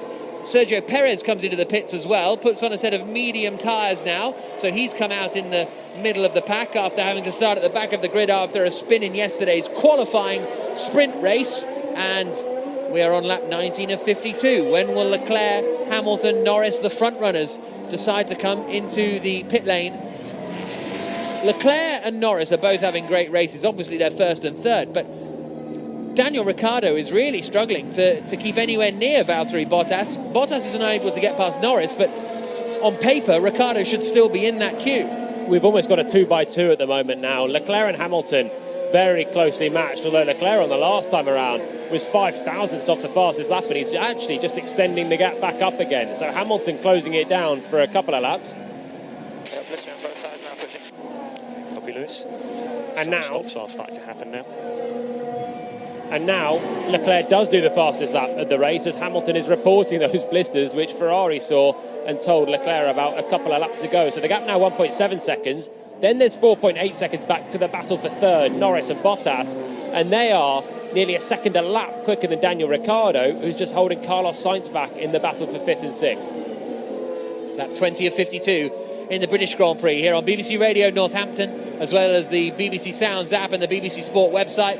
Sergio Perez with his new tyres is trying to get past Kimi Raikkonen, and that's a battle for a net position actually, and he goes to the outside, coming down into the left-hander of Vale. And Lando, like 100% pace please, 100% pace. Lando Norris being told go as fast as you can now. They presumably are going to be pitting fairly soon from third place. Here comes Perez side by side into Abbey with Kimi Raikkonen, and Raikkonen holds the place. Perez ducks back in behind him, then goes for it down into Vale. Raikkonen turns in, gives him space still. Great fighting here between Raikkonen and Perez. Surely this is going to be the opportunity for Perez to breeze past as they come out through the left-hander of Aintree down the Wellington Straight. Perez will have the DRS, he'll go to the inside, and he gets ahead of Kimi Raikkonen for what was 10th position. We'll see what shakes out after that. Christian Horner's not told Perez that you don't stick a nose in on a fast corner, has he? Wow, Perez on the inside of turn 1, which, by the way, is a similar speed as Copse. Is flat out in qualifying, right on the edge in the race. And I thought that was going to be an action replay of Hamilton and Verstappen, but this time they didn't touch. And now Perez does come past and has finally got that place. He's been bottled up behind Kimi for a while, but with Pierre Gasly in the way, in between the two, now Gasly stayed out, Perez and Raikkonen pit, and Perez straight away past Kimi Raikkonen. Ricciardo pits for McLaren. Up, down, away he goes, and didn't look like the quickest of pit stops there, 2.8 seconds, so not bad for McLaren, not absolutely rapid, but he pits from 5th position, the first of the top 5 to pit. Will that bring everyone else? Well, not really, because he wasn't really close enough to threaten anyone ahead of him. It's a defensive move for McLaren there to try and protect from Carlos Sainz, who was quicker in the second of the Ferraris. Sainz was right on the tail of Ricciardo within a second, so McLaren protecting from the undercut. What does Sainz do now? What does Ferrari do? Do they put the hammer down and try one more lap of overcut to try and clear out Ricciardo? Or do they go long now when we get the old classic Sainz coming through on fresher tyres later on? Lap 21 of 52, the British Grand Prix. Charles Leclerc leading 1.8 seconds ahead of Lewis Hamilton, even though Hamilton, actually Leclerc's setting his personal best lap on this race. In fact, it's going to be the fastest lap of the race, I think, as he comes out through the final corner. Lando Norris pits. Again, the cut. Charles Leclerc saying the engine's cutting out again, but again, he sets the fastest lap of the race and extends his lead to 2 seconds over Hamilton now. So they're doing a good job of building that gap. Into the pits comes Lando Norris. How clean is this pit stop going to be for the British driver? It's not clean at all. And it takes an awful long time for him to get away. Couldn't quite spot where that issue was, but he lost 4 seconds in the pits, Lando Norris. Absolutely devastating. And he rejoins the circuit now. It'll drop him out behind Valtteri Bottas. That might be the worst of it, to be fair, for Norris, but the podium possibility might have just slipped away. Yeah, it's probably gone there for Norris, and that will allow Hamilton to take his 10 seconds and be right with Lando as well. So, great news for Mercedes, that slow stop for their customer team. Norris held us agonising for him. And Bottas, who profited from Sergio Perez having a slow stop in Austria to get back to 3rd place. He's just going to be profiting now. He can pit on this lap and he'll emerge ahead of Lando Norris. Slow stop there for McLaren, and that's heartbreak for Norris at his home Grand Prix. Just getting a replay of it, right rear then. It was the right rear tyre that wouldn't go on, and that cost him 4 seconds and potentially the podium. But still a long way to go, only on lap 22 of 52. In the British Grand Prix, myself, Jack Nicholls, Jolyon Palmer and Jenny Gow with you. Jenny. Valtteri Bottas comes into the pit lane, slams on his brakes, get down to 80 kilometres per hour. He'll pull into the Mercedes pit box. 23 men will crawl over that car. They'll take off them used medium tyres and they'll put on the hard tyres, and away he goes. Hopefully, a clean start for Valtteri Bottas. That should mean he comes out in front of Lando Norris. A really annoying pit stop for them. McLaren have been doing so much better. Just let them down at this final moment where it was so important. Yeah, that's really, really frustrating, isn't it? As Valtteri Bottas emerges back onto the racetrack, actually side by side and only just ahead of Norris. Norris locks up and he's there or thereabouts in the fight. I'm not quite sure how, but Lando Norris is not a million miles away unless that's Ricciardo. Here they come. Here comes Bottas now. He's got to try and clear the Alpine fairly promptly of Fernando Alonso, which he does do, and he is ahead of Norris, but I'm not quite sure why they were so close. Lando did the fastest middle sector of the race on his outlap. Wow. He was desperate to try and make up the time, and so Bottas with the overcut on his used tyres compared to Norris's new tyres. The new tyres were quicker, but that extra 4 seconds in the pit stop costing Lando there the position.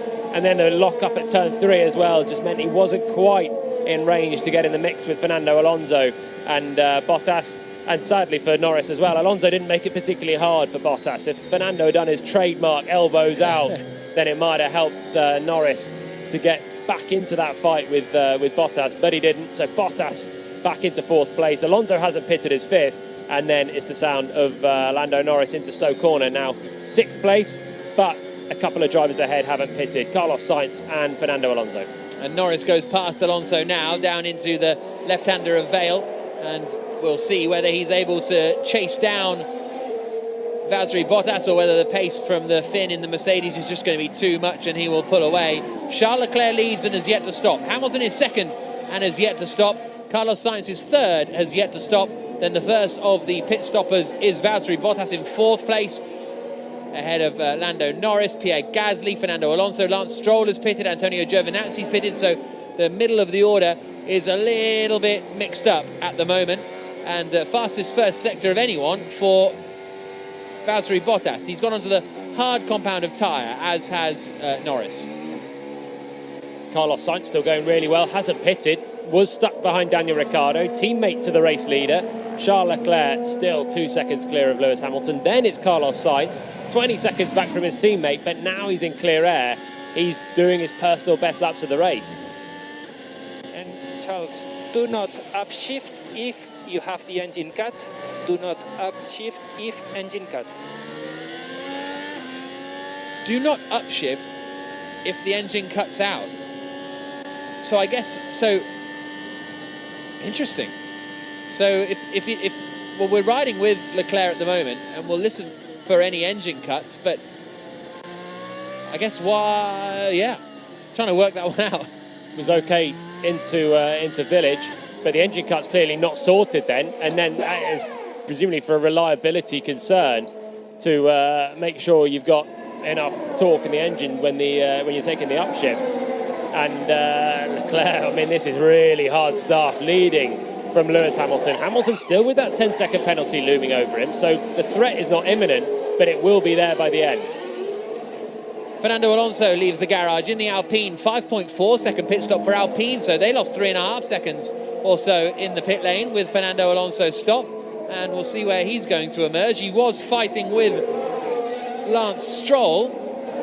Stroll came in the lap earlier, and I think that's Stroll going ahead of Alonso. They're going to be side by side, and Alonso's going to send it coming into Village. Stroll goes around the outside and holds the place. So Stroll has taken that position, but Alonso is going to get the run on him as they come out through the loop at Aintree and down the Wellington Straight.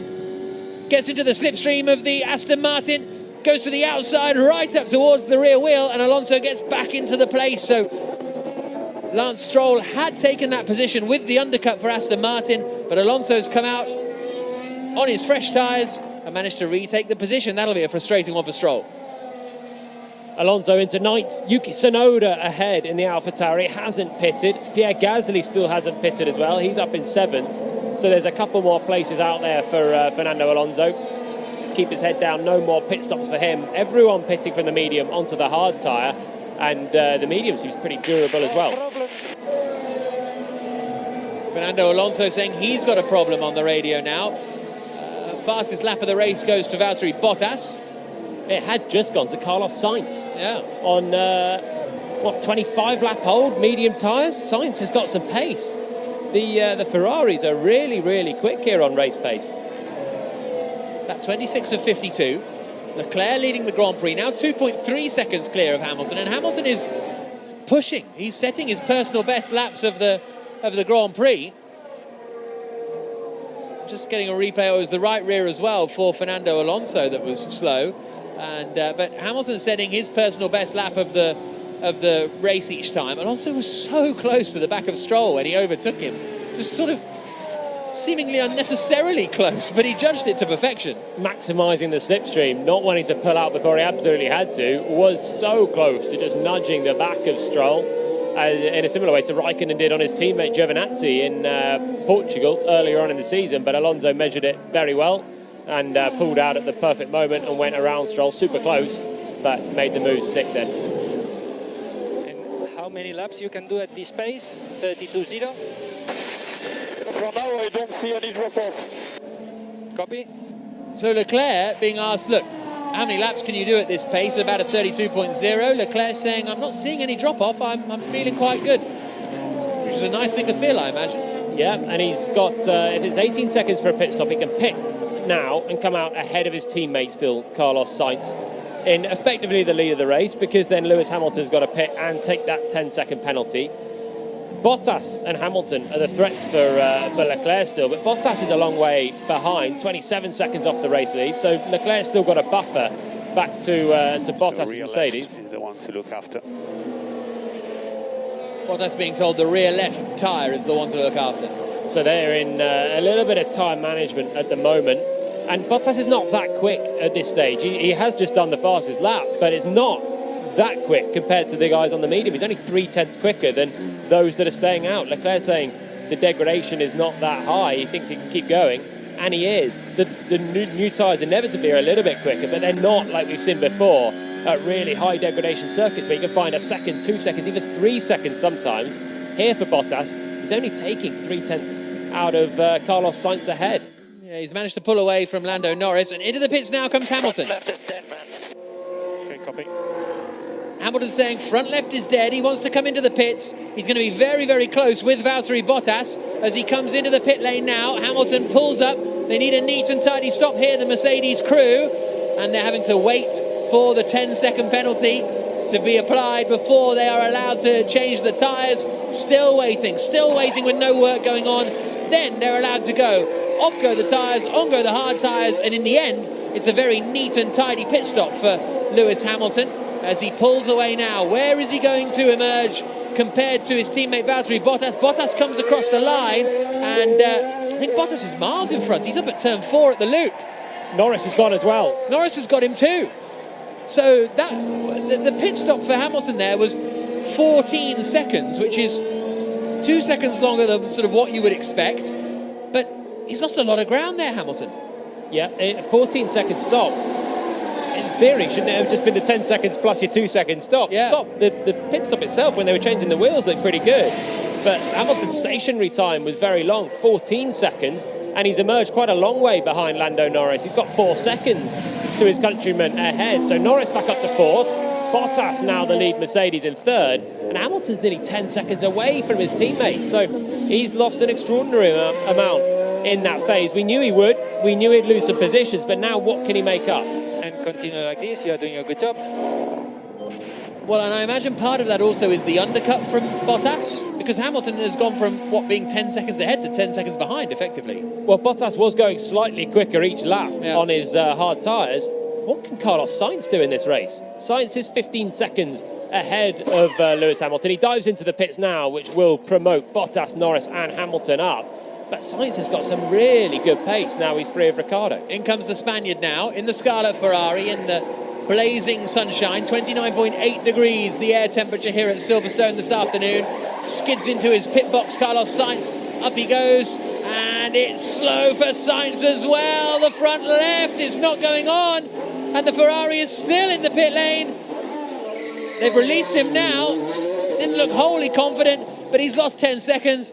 And so many pit lane errors today, so many pit lane troubles. Meanwhile, Pierre Gasly is leaving the pits now also for the AlphaTauri team. But that means that Charles Leclerc leads the Grand Prix. He has yet to make a pit stop. Bottas is 2nd, Norris is 3rd, Hamilton is 4th, Ricciardo 5th, Sainz 6th, Tsunoda yet to stop, Alonso, Stroll, Perez, the top 10. Let's go down to Jenny Gao. Yeah, it always surprises me that when they have a penalty, you actually self-calculate it yourself. I think it's race leader Charles Leclerc coming into the pit lane right now. He whizzes past me in his Scarlet Ferrari on his way to you guys' tyres. Look absolutely shot. Let's hope this pit stop is better than the one they've done of Sainz, because that was an absolute disaster. So race leader into the pits. But yeah, Mercedes self-regulate that that stop. So the hold, 10 seconds, they had the stopwatch. It was up to them. Well, into the pits now comes race leader Charles Leclerc, as you say. Will it be neat and tidy this time? The front left has no such troubles, and away goes Leclerc, 2.6 seconds. Very smart stop for Ferrari, and Charles Leclerc leads the British Grand Prix for the Ferrari team.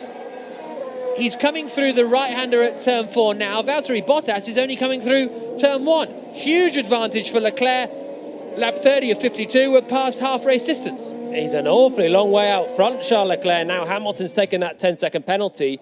Bottas, of course, stuck behind Lando Norris for the first phase of the race. He is now 4 seconds clear of Norris, who's got Hamilton 2 seconds behind him. They are 2nd, 3rd and 4th, but Bottas 7 seconds down on Charles Leclerc. Leclerc with fresher tyres as well to go to the end. There should be no tyre dramas for Leclerc to do 22 laps on this set of hard tyres, so long as the car holds together, which is the question mark for him. a lot of problems with the power dropping out in that first part of the race. That's the hope. And for Ferrari, a good pit stop when it counted for the man that could win the race. Gutting for Carlos Sainz to lose so much time. He's now back behind Daniel Ricciardo, having put in a string of really fast laps to overcut him in the first place. He's down in 6th now. That slow stop is so frustrating when you're behind the wheel. There's nothing you can do. You're just relying on your mechanics. And then what, do you get back after the race? Oh, no worries, guys. These things happen. Of course you do. These are the guys, they work so hard in the team, though. Their mechanics are pretty much the unsung heroes of a Formula One team. They do the longest hours. They repair your car if it ends up in the wall. And from time to time, things do go wrong at pit stops. There will be analysis, of course, of what exactly happened there, why Sainz's left front was very sticky when it was going on. But it happens, and it's a very hot day as well for the mechanics. Remember, they're wearing all the overalls. They're in the pit lane, not getting a lot of air in their garages as well. And there has been a number of slow stops. They'll all be analysed, but these things happen. It's part of the game. It's a team sport. Lap 31 of 52, the British Grand Prix here on BBC Radio Northampton and the BBC Sport website and app. Former F1 driver Jolyon Palmer alongside me, Jack Nicholls here at Silverstone. We've got Jenny Gow outside as well, unfortunately for her, in these hot weather conditions. We got a little bit of aircon in here. It's not great. I'm not gonna lie, but it's going to be considerably hotter out there. Here comes Lewis Hamilton, right behind Lando Norris. Is he going to go for it at Copse Corner to prove a point? I think he is. Hamilton to the inside, goes past Lando Norris and up into 3rd place. So Hamilton up into 3rd, Norris down to 4th. Leclerc still leads the Grand Prix with Bottas in 2nd position. Slightly further up the inside for Hamilton that time, and Norris not fighting him hard at all. I think he knew he was a bit of a sitting duck. Now Hamilton charging on marginally fresher tyres in a Mercedes that had the pace to be fastest qualifier on Friday. What can Hamilton do now? Next man ahead is Valtteri Bottas' teammate. Will Mercedes pull rank on Bottas, get him to jump out the way so Hamilton can try and hunt down Charles Leclerc for this win? Jenny Gow. Oh, hang on, team radio. Nice one, Lewis Hamilton. Jenny Gow. Yes, thank you. The sun is actually baking down on everybody here. And it's a funny old pit lane as well, because everybody's out of order from where they usually are. You've got Mercedes right in the middle of the order. I think it's Alpine that are one of the first garages that you come into. And I just wonder, can that have an effect? Can that just disrupt everybody into, they're so used to the normality of how they all line up, where they all go. But it is, as you say, incredibly hot down here. And this is round 10, and it's been an incredibly compacted calendar over the last few weeks. I think everybody here is exhausted, to be quite frank. Looking forward to the summer break, no doubt, which comes in August. Lap 32 of 52. Charles Leclerc leading the British Grand Prix. 9.2 seconds clear of Valtteri Bottas, who's 3.5 seconds clear of Lewis Hamilton. Now, Hamilton was a second quicker than Bottas on that last lap. Bottas a second slower than Charles Leclerc, so he may have got traffic that time around, but Hamilton will try and close that gap in. I think that was Bottas coming through traffic that's cost him a second to Leclerc. The gap was 7 seconds when Leclerc emerged from the pits. Now 9.5.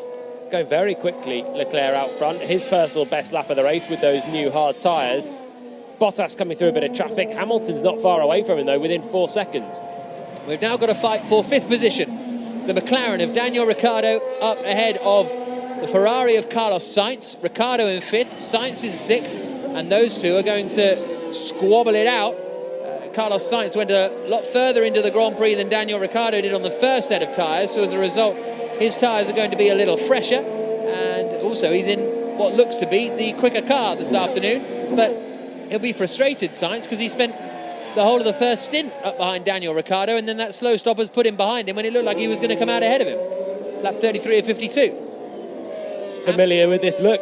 Sainz, the back end of a McLaren, the same McLaren as well. Daniel Ricciardo, he had that run of laps that was really, really impressive when he had clear air, but that slow stop has put him exactly back to where he was and what he was trying to avoid by doing those quick laps, to overcut Daniel Ricciardo, not have to pass him on track, which they would have done had he not lost a load of time in the pit stops. But the fact that he could take all that time with a slow pit stop and still be where he was. Shows just how fast he was. And now he's half a second behind Daniel Ricciardo, coming up to Copse corner. But there's going to be no lunge for Sainz into that corner on this lap. The pressure's mounting though. Also a little fight brewing over 7th, 8th and 9th. Fernando Alonso in the Alpine is less than a second ahead of Lance Stroll's Aston Martin, who is only half a second ahead of Sergio Perez's Red Bull car. So, I mean, Stroll has been stuck behind Alonso for 34 laps now, so may be that he won't be able to find a way through, but Perez joining that fight now is going to be interesting. Also, lap 34 of 52. Bottas is blistering his front left a lot. He might come back towards us towards the end. So Norris being told that the way Bottas is blistering his front left, he might come back towards us. There's 6 seconds between them. Hamilton hasn't pulled that far clear of Norris, really. There's only 2.4 seconds between them. In fact, Hamilton was 0.3 slower than Valtteri Bottas on that last lap. But Jenny Gao, it's Charles Leclerc leading the Grand Prix. Yeah, I've just been speaking to Ferrari actually, and they've said that with regards to the radio message Charles been giving about all the problems with his power unit, that it's to do with the engine mapping management.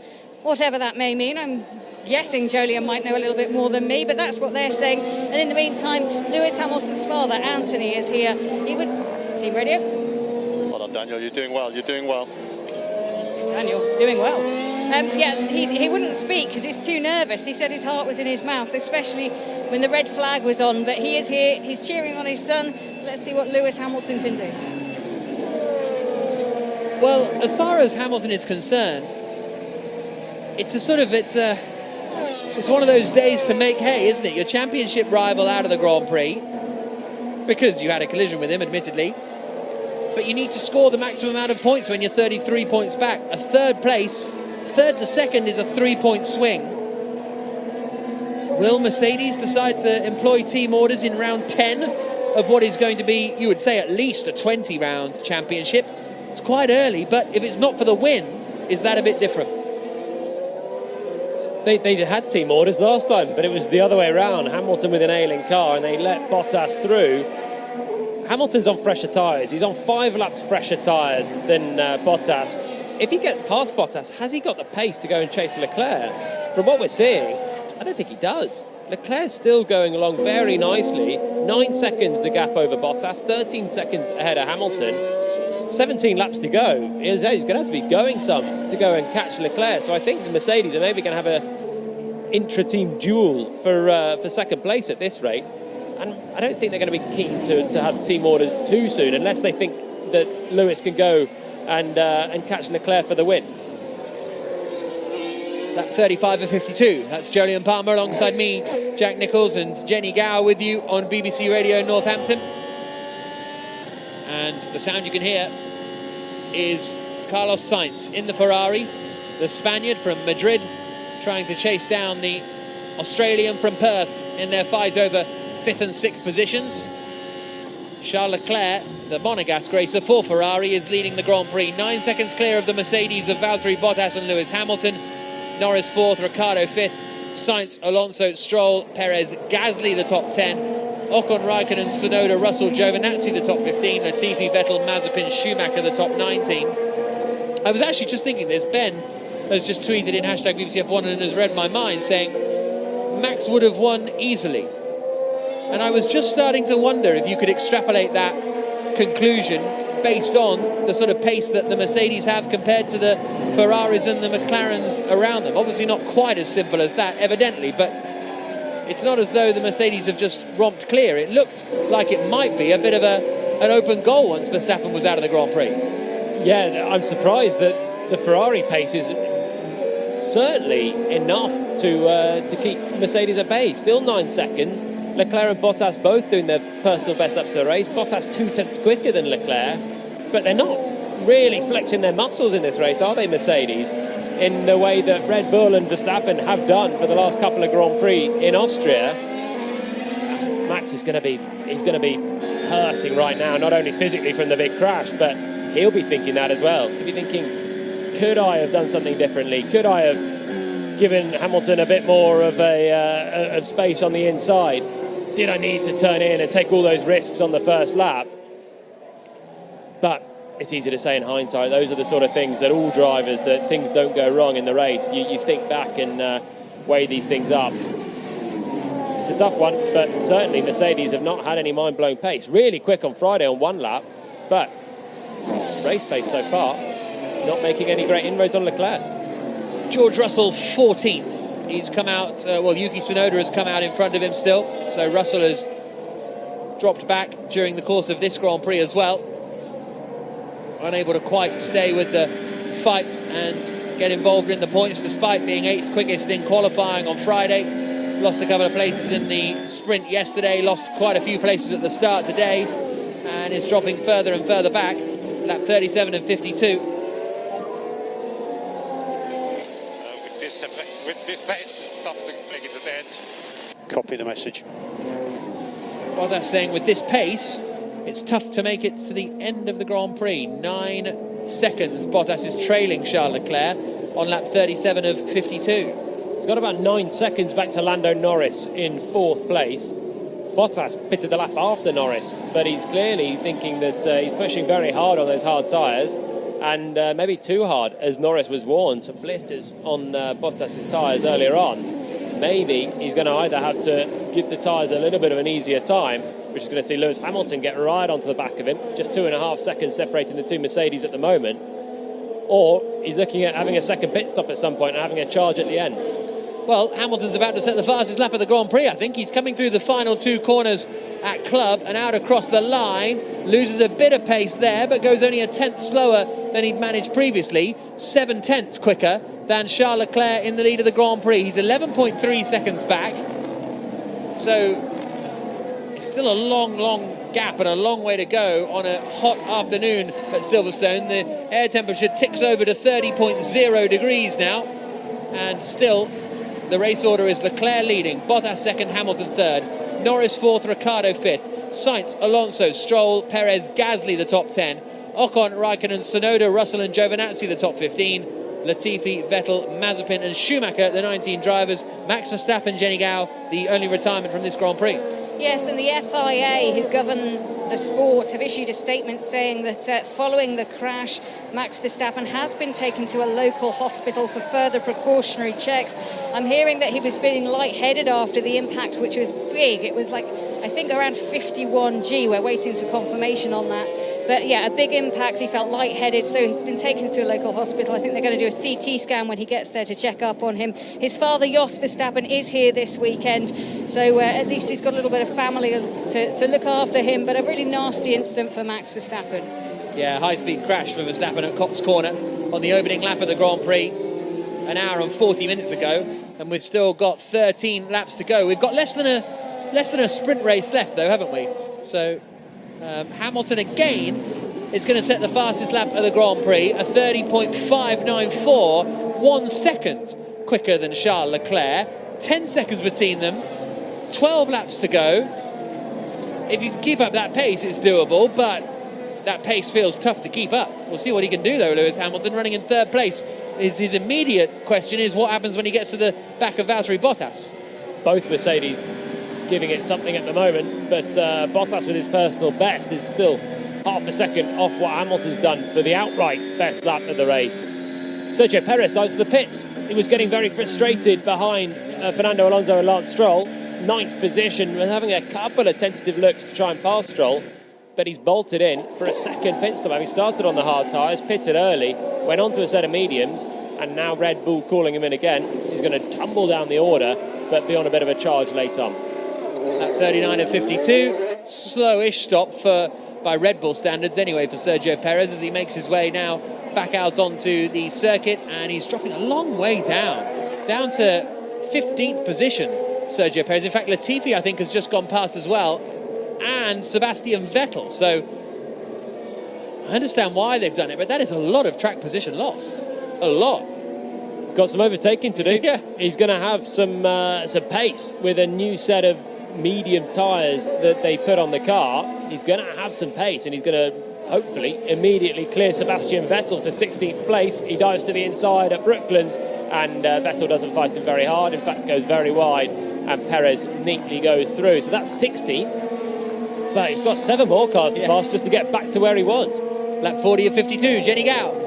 Yes, just hearing that Helmut Marko, who's one of the bosses at Red Bull, has said of the incident with Lewis Hamilton and Max Verstappen, it was such a reckless, team radio.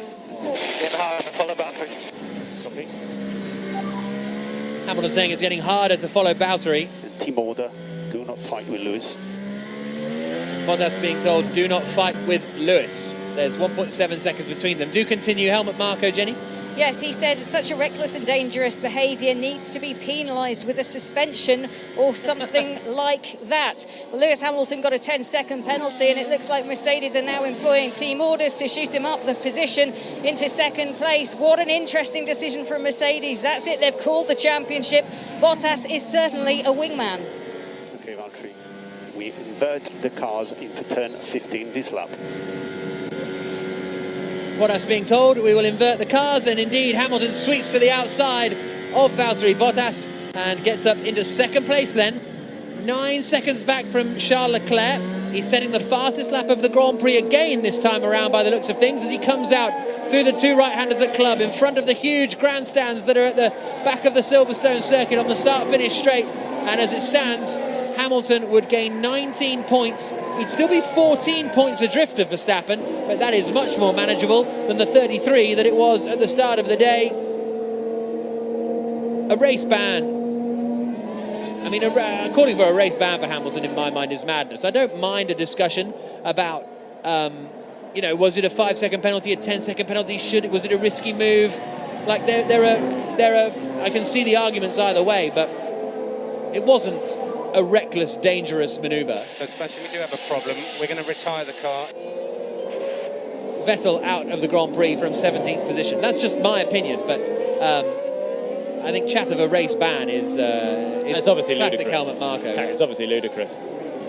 You can have a discussion about was it a penalty, was it not, was it a 5, was it a 10, or a racing incident. But a race ban is obviously ludicrous. But it's just hurts Red Bull at the moment, doesn't it? Seeing Hamilton still out there pumping in a fastest lap, he will be eating into that Verstappen advantage that Max worked hard for through 2 races in Austria. They beat Hamilton and Mercedes in France as well. They've been on great form, but they're just about to lose a chunk to Mercedes and Hamilton in one go.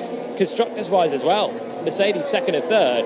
At the moment, Leclerc is doing the perfect job for Verstappen and Red Bull by just denying Hamilton those extra 7 points for the win.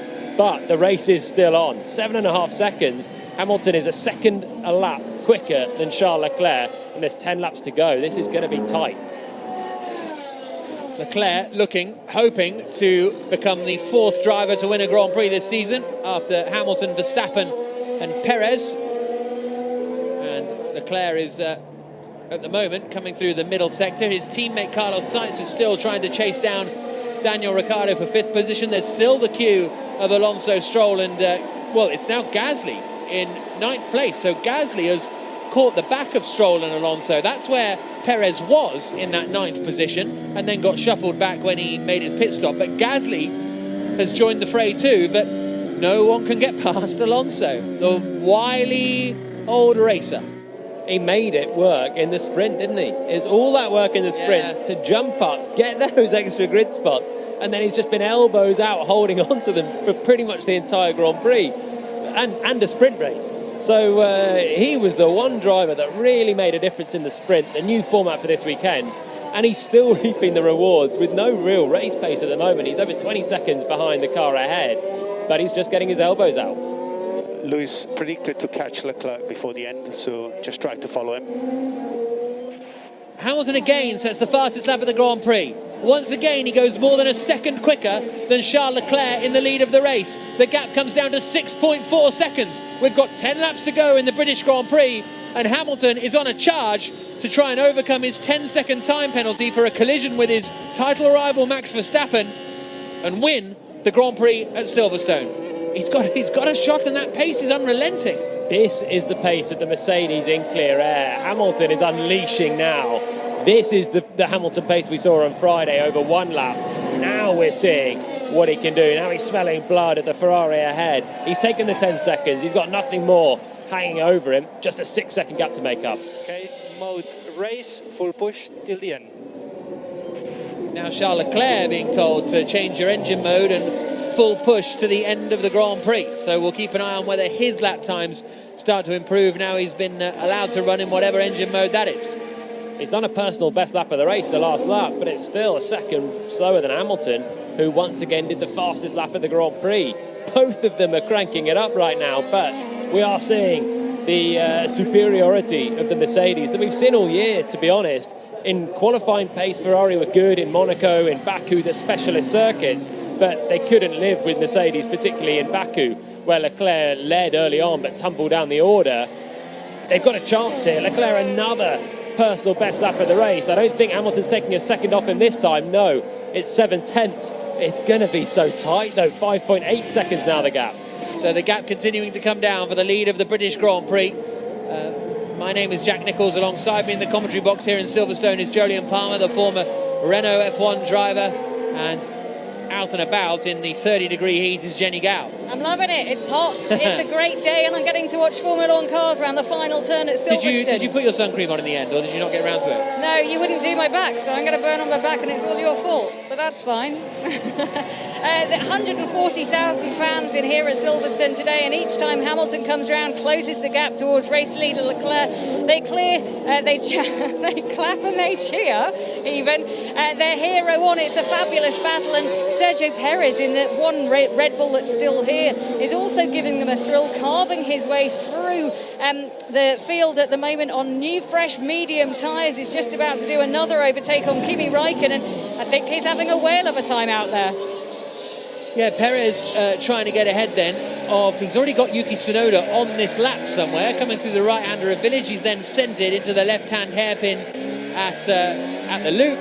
And, a bit of maybe even contact on the exit there, because Tsunoda held it in. And Tsunoda, therefore, got some DRS, but Perez managed to make the move, and he is now up into 12th position. He's right up behind Kimi Räikkönen, but then the problem is he's got 11 seconds to Esteban Ocon in the final points-paying position, which, with 8 laps to go, is going to be a tricky one. Hamilton sets the fastest lap of the race, and he's finding even more time, and he does go a second quicker again than Charles Leclerc. 4.7 seconds between them. Jenny.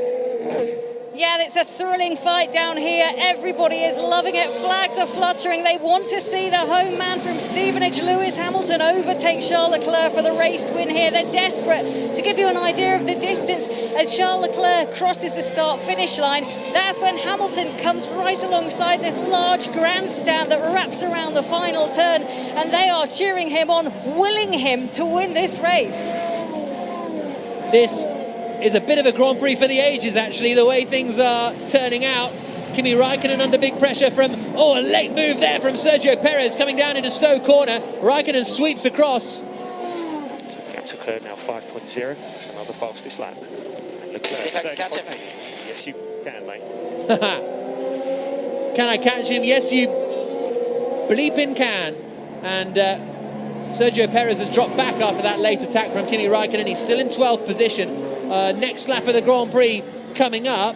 Leclerc is coming through the final sequence of corners now. He comes across the line to set another personal best lap of the race, Charles Leclerc, a 1 minute 30.5. Hamilton comes through to do a 1 minute 29.7. Group of back markers that may interact towards the end of this race, mate. Let's make the most of it.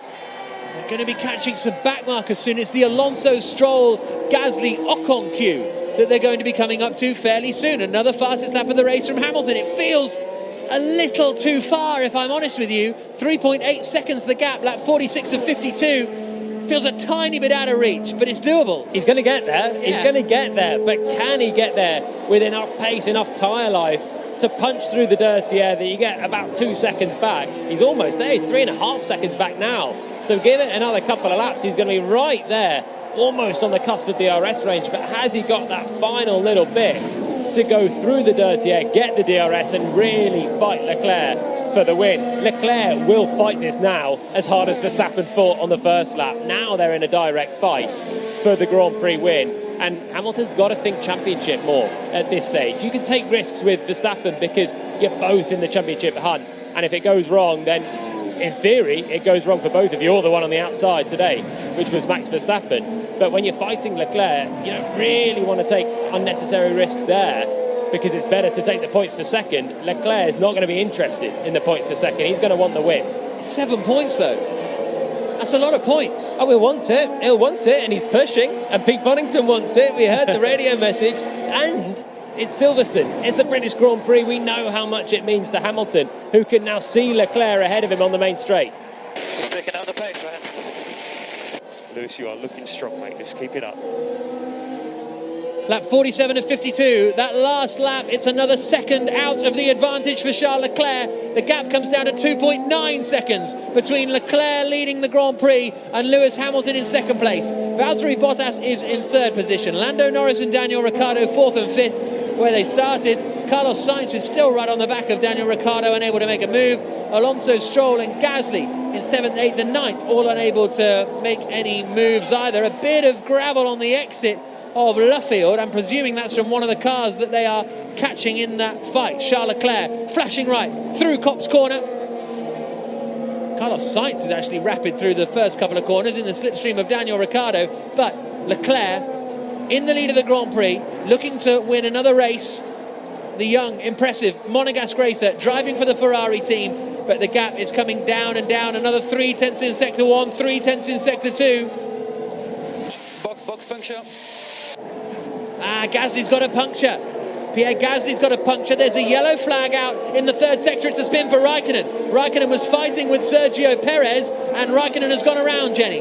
Yeah, he has. They were fighting and tussling. Perez was in front, then Raikkonen tried to go on the inside, but he couldn't get there. No space for him. He went round, smoke billowing from his tyres. He's got going again, but frustration for Raikkonen. Perez goes through another pace. 5 laps to go. Sergio Perez is up into 11th place, but now Charles Leclerc, the race leader, has got ahead of Raikkonen, who had that spin, and he's now going to come up to the back of the rest of the queue of cars, with Hamilton trying to close him down, Raikkonen trying to go all the way around the outside, and it just run out of room. Was squeezed off a little by Sergio Perez, but we'll see what the stewards make of that.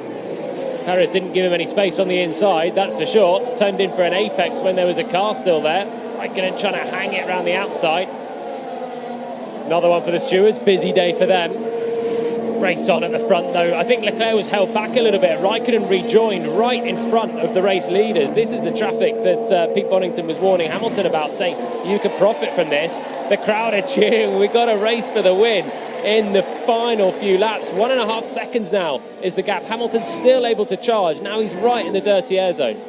Lap 48 of 52. The gap now 1.6 seconds between them. They're coming up to the back of Nicholas Latifi in the, no apologies, I think it's Russell and Tsunoda and Perez and that queue, isn't it? So, no, it is Latifi. They've got to clear Latifi and Giovinazzi first of all. As Leclerc comes through club corner, Hamilton can see the Ferrari driver now so clearly. He's been a speck in the distance for the most part of the second half of this race, but now across the line, lap 49 of 52. 4 laps to go, and Hamilton is almost a second away from Charles Leclerc, crucially just over 1 second away from the Ferrari driver, and Leclerc's going to get a bit helped here because the back markers, if he's close to them at the right point, he'll get the DRS and be able to open the drag reduction system. Meanwhile, Pierre Gasly was fighting with Antonio Giovinazzi over 13th position, coming down into Brooklands corner. He made that move stick. 1.1 seconds between Leclerc in the lead of the Grand Prix and Hamilton in second. 3.5 laps to go.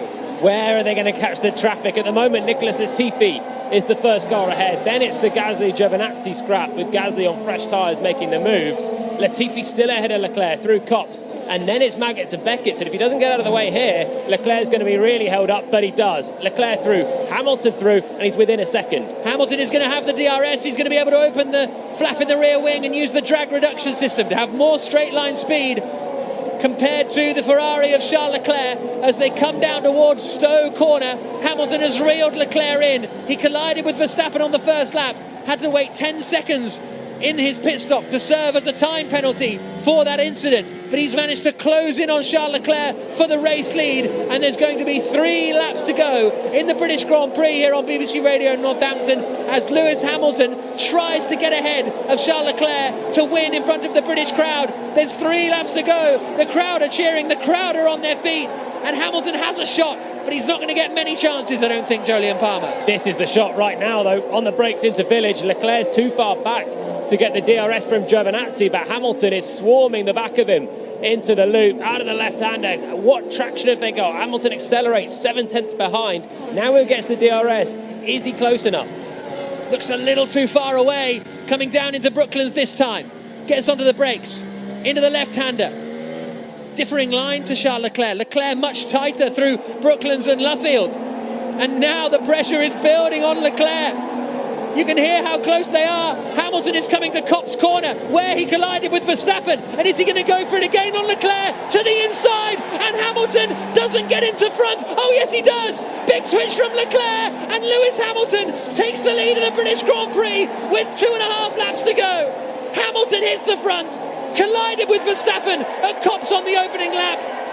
But redemption at the same corner with 2 to go. Hamilton leads, Leclerc second, Bottas third, and he forced Leclerc into that mistake. Takes the lead of the Grand Prix and surely looks set to win for an 8th time in front of his adoring British fans.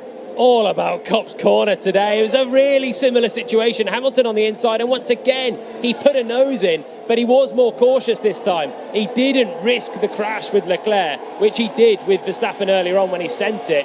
This time he had the nose in, but stayed more to the apex. Leclerc had the line, stayed on the outside, but then opened up the steering, didn't get hit like Verstappen did, and Hamilton is through into the lead of the race. Leclerc just opened it up. They were really close to tangling again, though. Jenny, the roof is going to come off this place. You'd think that England had just scored the winning goal of the Euros. They didn't, but can Hamilton bring it home? He loves this place. He loves the crowd. The crowd love him. Tom Cruise in the Mercedes garage cheering him on as well. If the will of the crowd is anything, Hamilton will come home and take all the points. Easy on the curbs. Easy on the curbs. I got it. Hamilton being told, just keep it. Copy, Lewis. Just look after it. Yeah, leave it over. Just keep it easy is the message to Lewis Hamilton. If it stays like this, the gap at the top of the championship comes down to just 7 points between Max Verstappen and Lewis Hamilton. Hamilton now coming down towards Stowe. Leclerc's got no answer. Leclerc's dropping back. Round the outside goes Pierre Gasly, getting past George Russell and up into 11th position. But Hamilton is going to come through the final few corners to start the final lap of the British Grand Prix. He's won some iconic races here in the past. 2008 in appalling wet weather conditions. He took an absolutely dominant victory and beat the rest of the field by a minute. So many others come to mind. He won on 3 wheels last year. But this maybe is going to top the lot. He went on 3 wheels in front of an empty ex-airfield in Northamptonshire. But now there are 140,000 fans following his every turn, following his every corner, and following him home, surely to win again and to really reignite the championship fight with him and Max Verstappen. And maybe quite literally after their collision on the opening lap. Sergio Perez has pitted again to take fastest lap. That is Red Bull just saying, we're going to stop Hamilton taking that fastest lap point again. He's down in 16th, Perez. He won't get the point for it, but it's just simply going to deny Hamilton that point. But this is a huge turning point in the championship, just as Verstappen and Red Bull were getting away. You can hear the roar of the crowd. What an eventful afternoon it's been. And now Hamilton's just a few corners away from a huge victory. A quarter of a lap to go. He's up behind George Russell, of all people, in the Williams. Russell moves out of his way. Hamilton sweeps through Stowe Corner. The grandstands are all on their feet. 140,000 British fans watch Lewis Hamilton turn through Club Corner. Hamilton through the final turn and wins one of the most eventful Grand Prix in history. Hamilton with an iconic victory in Silverstone, collided with Max Verstappen at the first corner, given a penalty, fights back through the field and wins at Silverstone for an 8th time in one of his greatest ever races. Overtaking Charles Leclerc with just a few laps to go. He's loosened his seatbelts, he's punching the air. An absolutely phenomenal race. I say one of the greatest drives of his career. Of course, he got a 10-second penalty for crashing out his title rival. There's no doubt there's controversy around it. But that recovery drive to take the win with 2 laps to go, really something. That was Hamilton at his best on a charge. You have to say, quite frankly, he's fortunate he didn't end up in a heap with that first lap crash as well. He's fortunate to have escaped in the crash that pitched Verstappen hard into the wall. That could have easily been both of them out in a Senna and Prost Suzuka scenario from 1990. But this time Hamilton was unscathed and he made the most of it. It's a huge turning point and heartbreak for Charles Leclerc in the Ferrari. Great drive from him. First podium of the season, but just a couple of laps away. Yes! Get in there, Lewis, man. What an amazing drive, an amazing day. Hats off to you there, mate. That was just epic, absolutely. It's first class. Lewis, it's James. Well done, mate. Fantastic drive. What a great job, guys. This goes to everyone back at the team and the factories.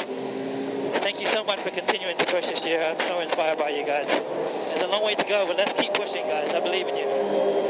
Thank you. Well, mate, we believe in you too. We can do this. Hamilton driving around. He's got a Union flag on a stick that he is waving out of the top of the car. And so many memories and reminiscent moments, in particular the 1987 British Grand Prix where Nigel Mansell had to pit for new tyres and fought back through the field and overtook his teammate Nelson Piquet in the closing stages. And Hamilton wins again at Silverstone, flying the Union flag out, and he is taking his time, Jenny, on his way back to the pits. Here's some more radio. We never give up. We never give up. This is still on. Damn right, Toto, damn right. I want to say a big thank you to all the fans here. Woo! Couldn't do it without you guys. He is milking this one, running right around the runoff areas at every single corner, right in front of all of the grandstands, and right up to the barrier on the exit of Copse Corner where Max Verstappen, his title rival, ended his Grand Prix earlier on today. Hamilton made it through and he has taken the victory. He'll be back with you at some point, Jenny, but he's still halfway around the track. Yeah, he's having a whale of a time, isn't he? He's taking the car off the track onto the runoff areas, the Union flag waving high above his Mercedes, and he, rightly so, is loving every moment of this. Valtteri Bottas just pulls into the pit lane going round. That shows you how long Lewis Hamilton's taking, because the race number 3 and 2 is Charles Leclerc just coming in, and still no sign of Hamilton from here. But the fans have absolutely loved this. They didn't get a procession, they got vintage Hamilton, they got battles up and down the field. Max Verstappen taken to hospital, we hope he's okay. It was a precautionary check after that accident with Lewis Hamilton, but my word, Charles Leclerc comes in, he'll be disappointed not to have won, but Hamilton rounds the corner, he goes right up to the grandstands. The safety car and medical car are almost overtaking him, he's going so slowly. He can't get out the car and go and celebrate with the fans as flares are lighted in the grandstands, red and white. But my word, he needed the fans today. He needed every little bit of help he could get after that penalty. And they have raised him and elevated him to a new height. He almost crashes into the pit wall as he comes in. He just goes past me, holding in his left hand that flag. And it ripples in the breeze. He gets ushered through and he will go onto the podium. I can see the trophies waiting for him. What a delight for Lewis Hamilton, Jack. Pulls into the first place position in between Charles Leclerc and Valtteri Bottas. That's such a proud moment for me, man. Such a proud moment for me, says Hamilton. And you're absolutely right to mention Charles Leclerc. Brilliant drive today from the Ferrari man. Again, proving what a star he is. And unable to replicate Ferrari's victory from 70 years ago. Jenny? I'm just standing a few metres away from the cars now as the drivers are there, and Lewis Hamilton is sitting on the rear right wheel of his car, taking it all in. I don't think he can believe it's Bottas actually. It's Bottas that's sitting on the rear of his car waiting for Hamilton. Hamilton gets his lid and takes it off and goes to elevate himself out of the car. Bottas playing his part for the team, letting Hamilton go past him. Team orders implemented, and Bottas just taking it all in as Hamilton, the flag now lying on the front of his number 44 car, struggles a little to get out the car. Yeah, well, I think he's just taking his time, isn't he, and letting it all soak over him as he stands up now on the front of the car and starts waving the Union flag left to right and round in circles. And then a hug with Valtteri Bottas and a pat on the back from both of them. And then with his mechanics as well. And where's he going to go now? I remember, I think it was my first British Grand Prix where Hamilton first did his crowd surfing, and it was an absolute honour really to be there and to watch that. But he's taking this Union flag. I think he's going for the full run up to the crowds and celebrate. Jumps down the other side, and he's going for the full run here, Lewis Hamilton, with the Union flag, standing on the grass and standing in front of the fans, Jenny. It's so joyful and joyous for Lewis Hamilton. He's now going to go round towards the front of that. The fans not allowed to flood onto the circuit. They usually are, and as you described before, he's crowd surfed here. He can't do that today because of the COVID regulation, and he now comes back over the barriers.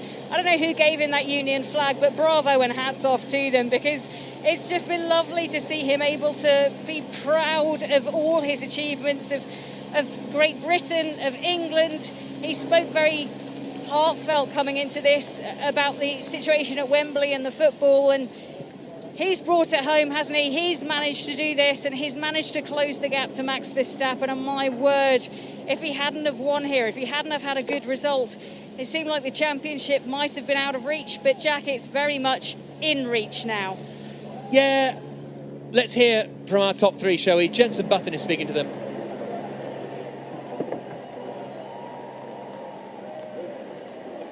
Well, the British Grand Prix never fails to deliver on action. Charles, so close, so close. Two laps too long for you for the win there, but still an amazing drive today. Yeah, it's difficult to enjoy 100%. Of course, it's been an incredible race. I gave not 100%, but I gave 200%. I gave all of me, but it was just not enough in the last two laps. So congratulations to Lewis. He did an incredible job. And it's amazing to see as many fans in the grandstand. It was fun in the car, but lacked just a little bit of pace towards the end. Yeah, it's tricky, isn't it? You're disappointed with a second place, but I bet before this race weekend you didn't think you'd be fighting for that win right until the end of the race. Yeah, we definitely did not expect it. We expected it after qualifying to be quite competitive. But not as competitive as now. We've been fighting for the win, which was incredible, especially on the medium. We were extremely quick. Then on the hard, we lacked a little bit of pace compared to the Mercedes, but overall it's much stronger than what we are used to. Yeah, you must be very proud of the whole team, how much you've progressed, and it's exciting for the rest of the season for you guys now.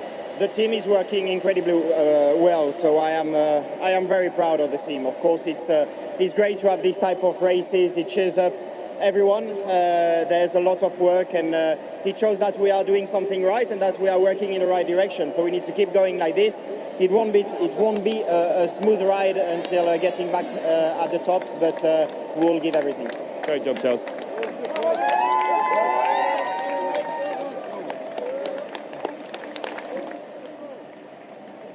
Valtteri, a little bit hot out there, it looks. Yeah, no, I had no drinks. The drink system didn't work, so. Oh, wow, that's a tough one. But a good race. Obviously, you on a very different strategy to first and second.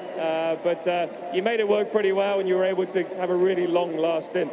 Yeah, I think the weakness today was the starts in both race starts. I was wheel spinning quite a bit, so a bit like Lewis yesterday. So that was the weakness. So that made it a bit more difficult, and obviously had to react to the stop of Lando in the beginning. So we stopped a bit too early to be competitive towards the end, but you know, at least we got Lando and also managed to help Lewis to win. considering the early start. Fantastic points. You must be positive and confident moving forward to the next few races. Yeah, as a team, yes, really good points. So strong weekend in that point of view, and yeah, we'll go again in 2 weeks. All right, I'll let you go and have a drink. Thanks, Valtteri.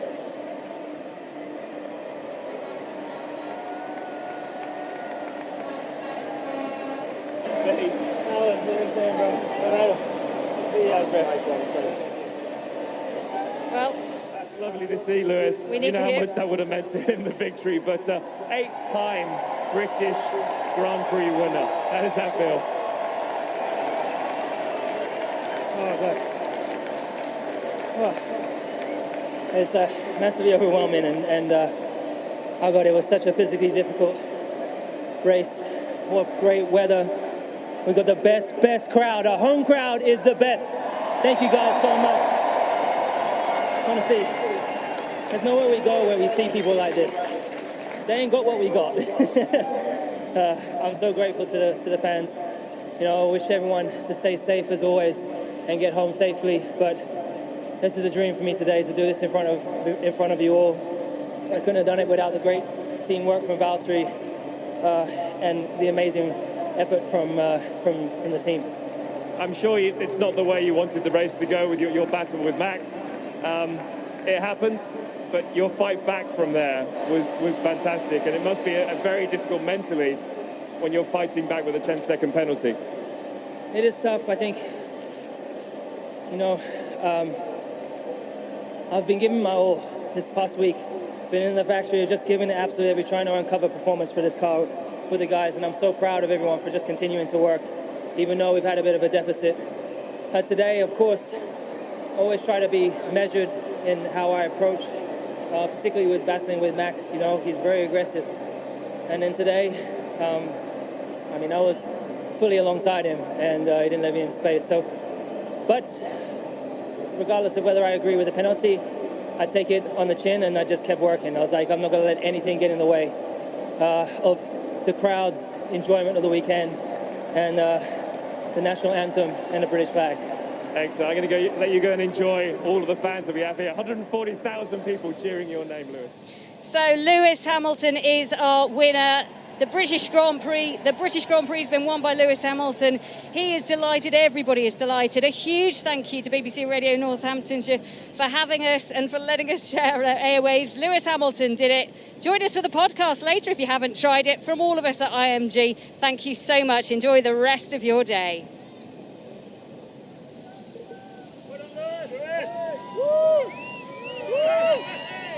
Well, Lewis Hamilton walks away and he's actually leaning on his trainer, Angela. He hugs his stepmom, his dad, Anthony Hamilton, is there as well. Lewis clutching at his rib, Jack, and he looks absolutely shattered, really done in, doesn't he? Well, it was quite the drive, wasn't it? It was quite the intense race for Hamilton. Obviously, he had that collision right at the start and a hug with Tom Cruise as well. And Tom Cruise's reaction actually in the garage when Hamilton took the lead was really remarkable. He was punching his fist there, hugging again now as they celebrated. Hamilton tried to hand Tom Cruise his sweaty towel, and I'll take it. Will you? I'll take the sweaty towel. I don't mind. That's great stuff. Tom Cruise wasn't having any of it. eBay, fortune. Yeah, Lewis very Hamilton's sweaty towel. They're just making their way up. Actually, we're standing just behind the podium because of protocols this year. I've never stood here before. It's a great view. You can see what the drivers are up to. Leclerc and Hamilton just kind of an arm around each other. Hamilton consoling Leclerc, and that was the closest he might come to winning a race all year. He gave it tremendous effort, and then they come up the stairs, Bottas, Hamilton and Leclerc, and the trophies are there, the caps are there, the dignitaries are there as well. Angela, the trainer, just standing there taking some water from Lewis Hamilton, who just drops his cap to the floor. He looks absolutely cream crackered. We always say, we don't. Fans sometimes say it's just drivers going around in circles. Yeah. Nah, they are giving it everything they have, aren't they? So, join us for the podcast later on. The podium just about to take place. Congratulations to Lewis Hamilton. Thank you so much for listening. We hope you've enjoyed our coverage of the British Grand Prix. Make sure you come back for the next one in 2 weeks' time, when we shall be doing it a little bit differently, but the sun might be shining just as much because we go to Hungary. Congratulations to Lewis Hamilton. Thanks to all the team. This has been an IMG production for BBC Radio 5 Live.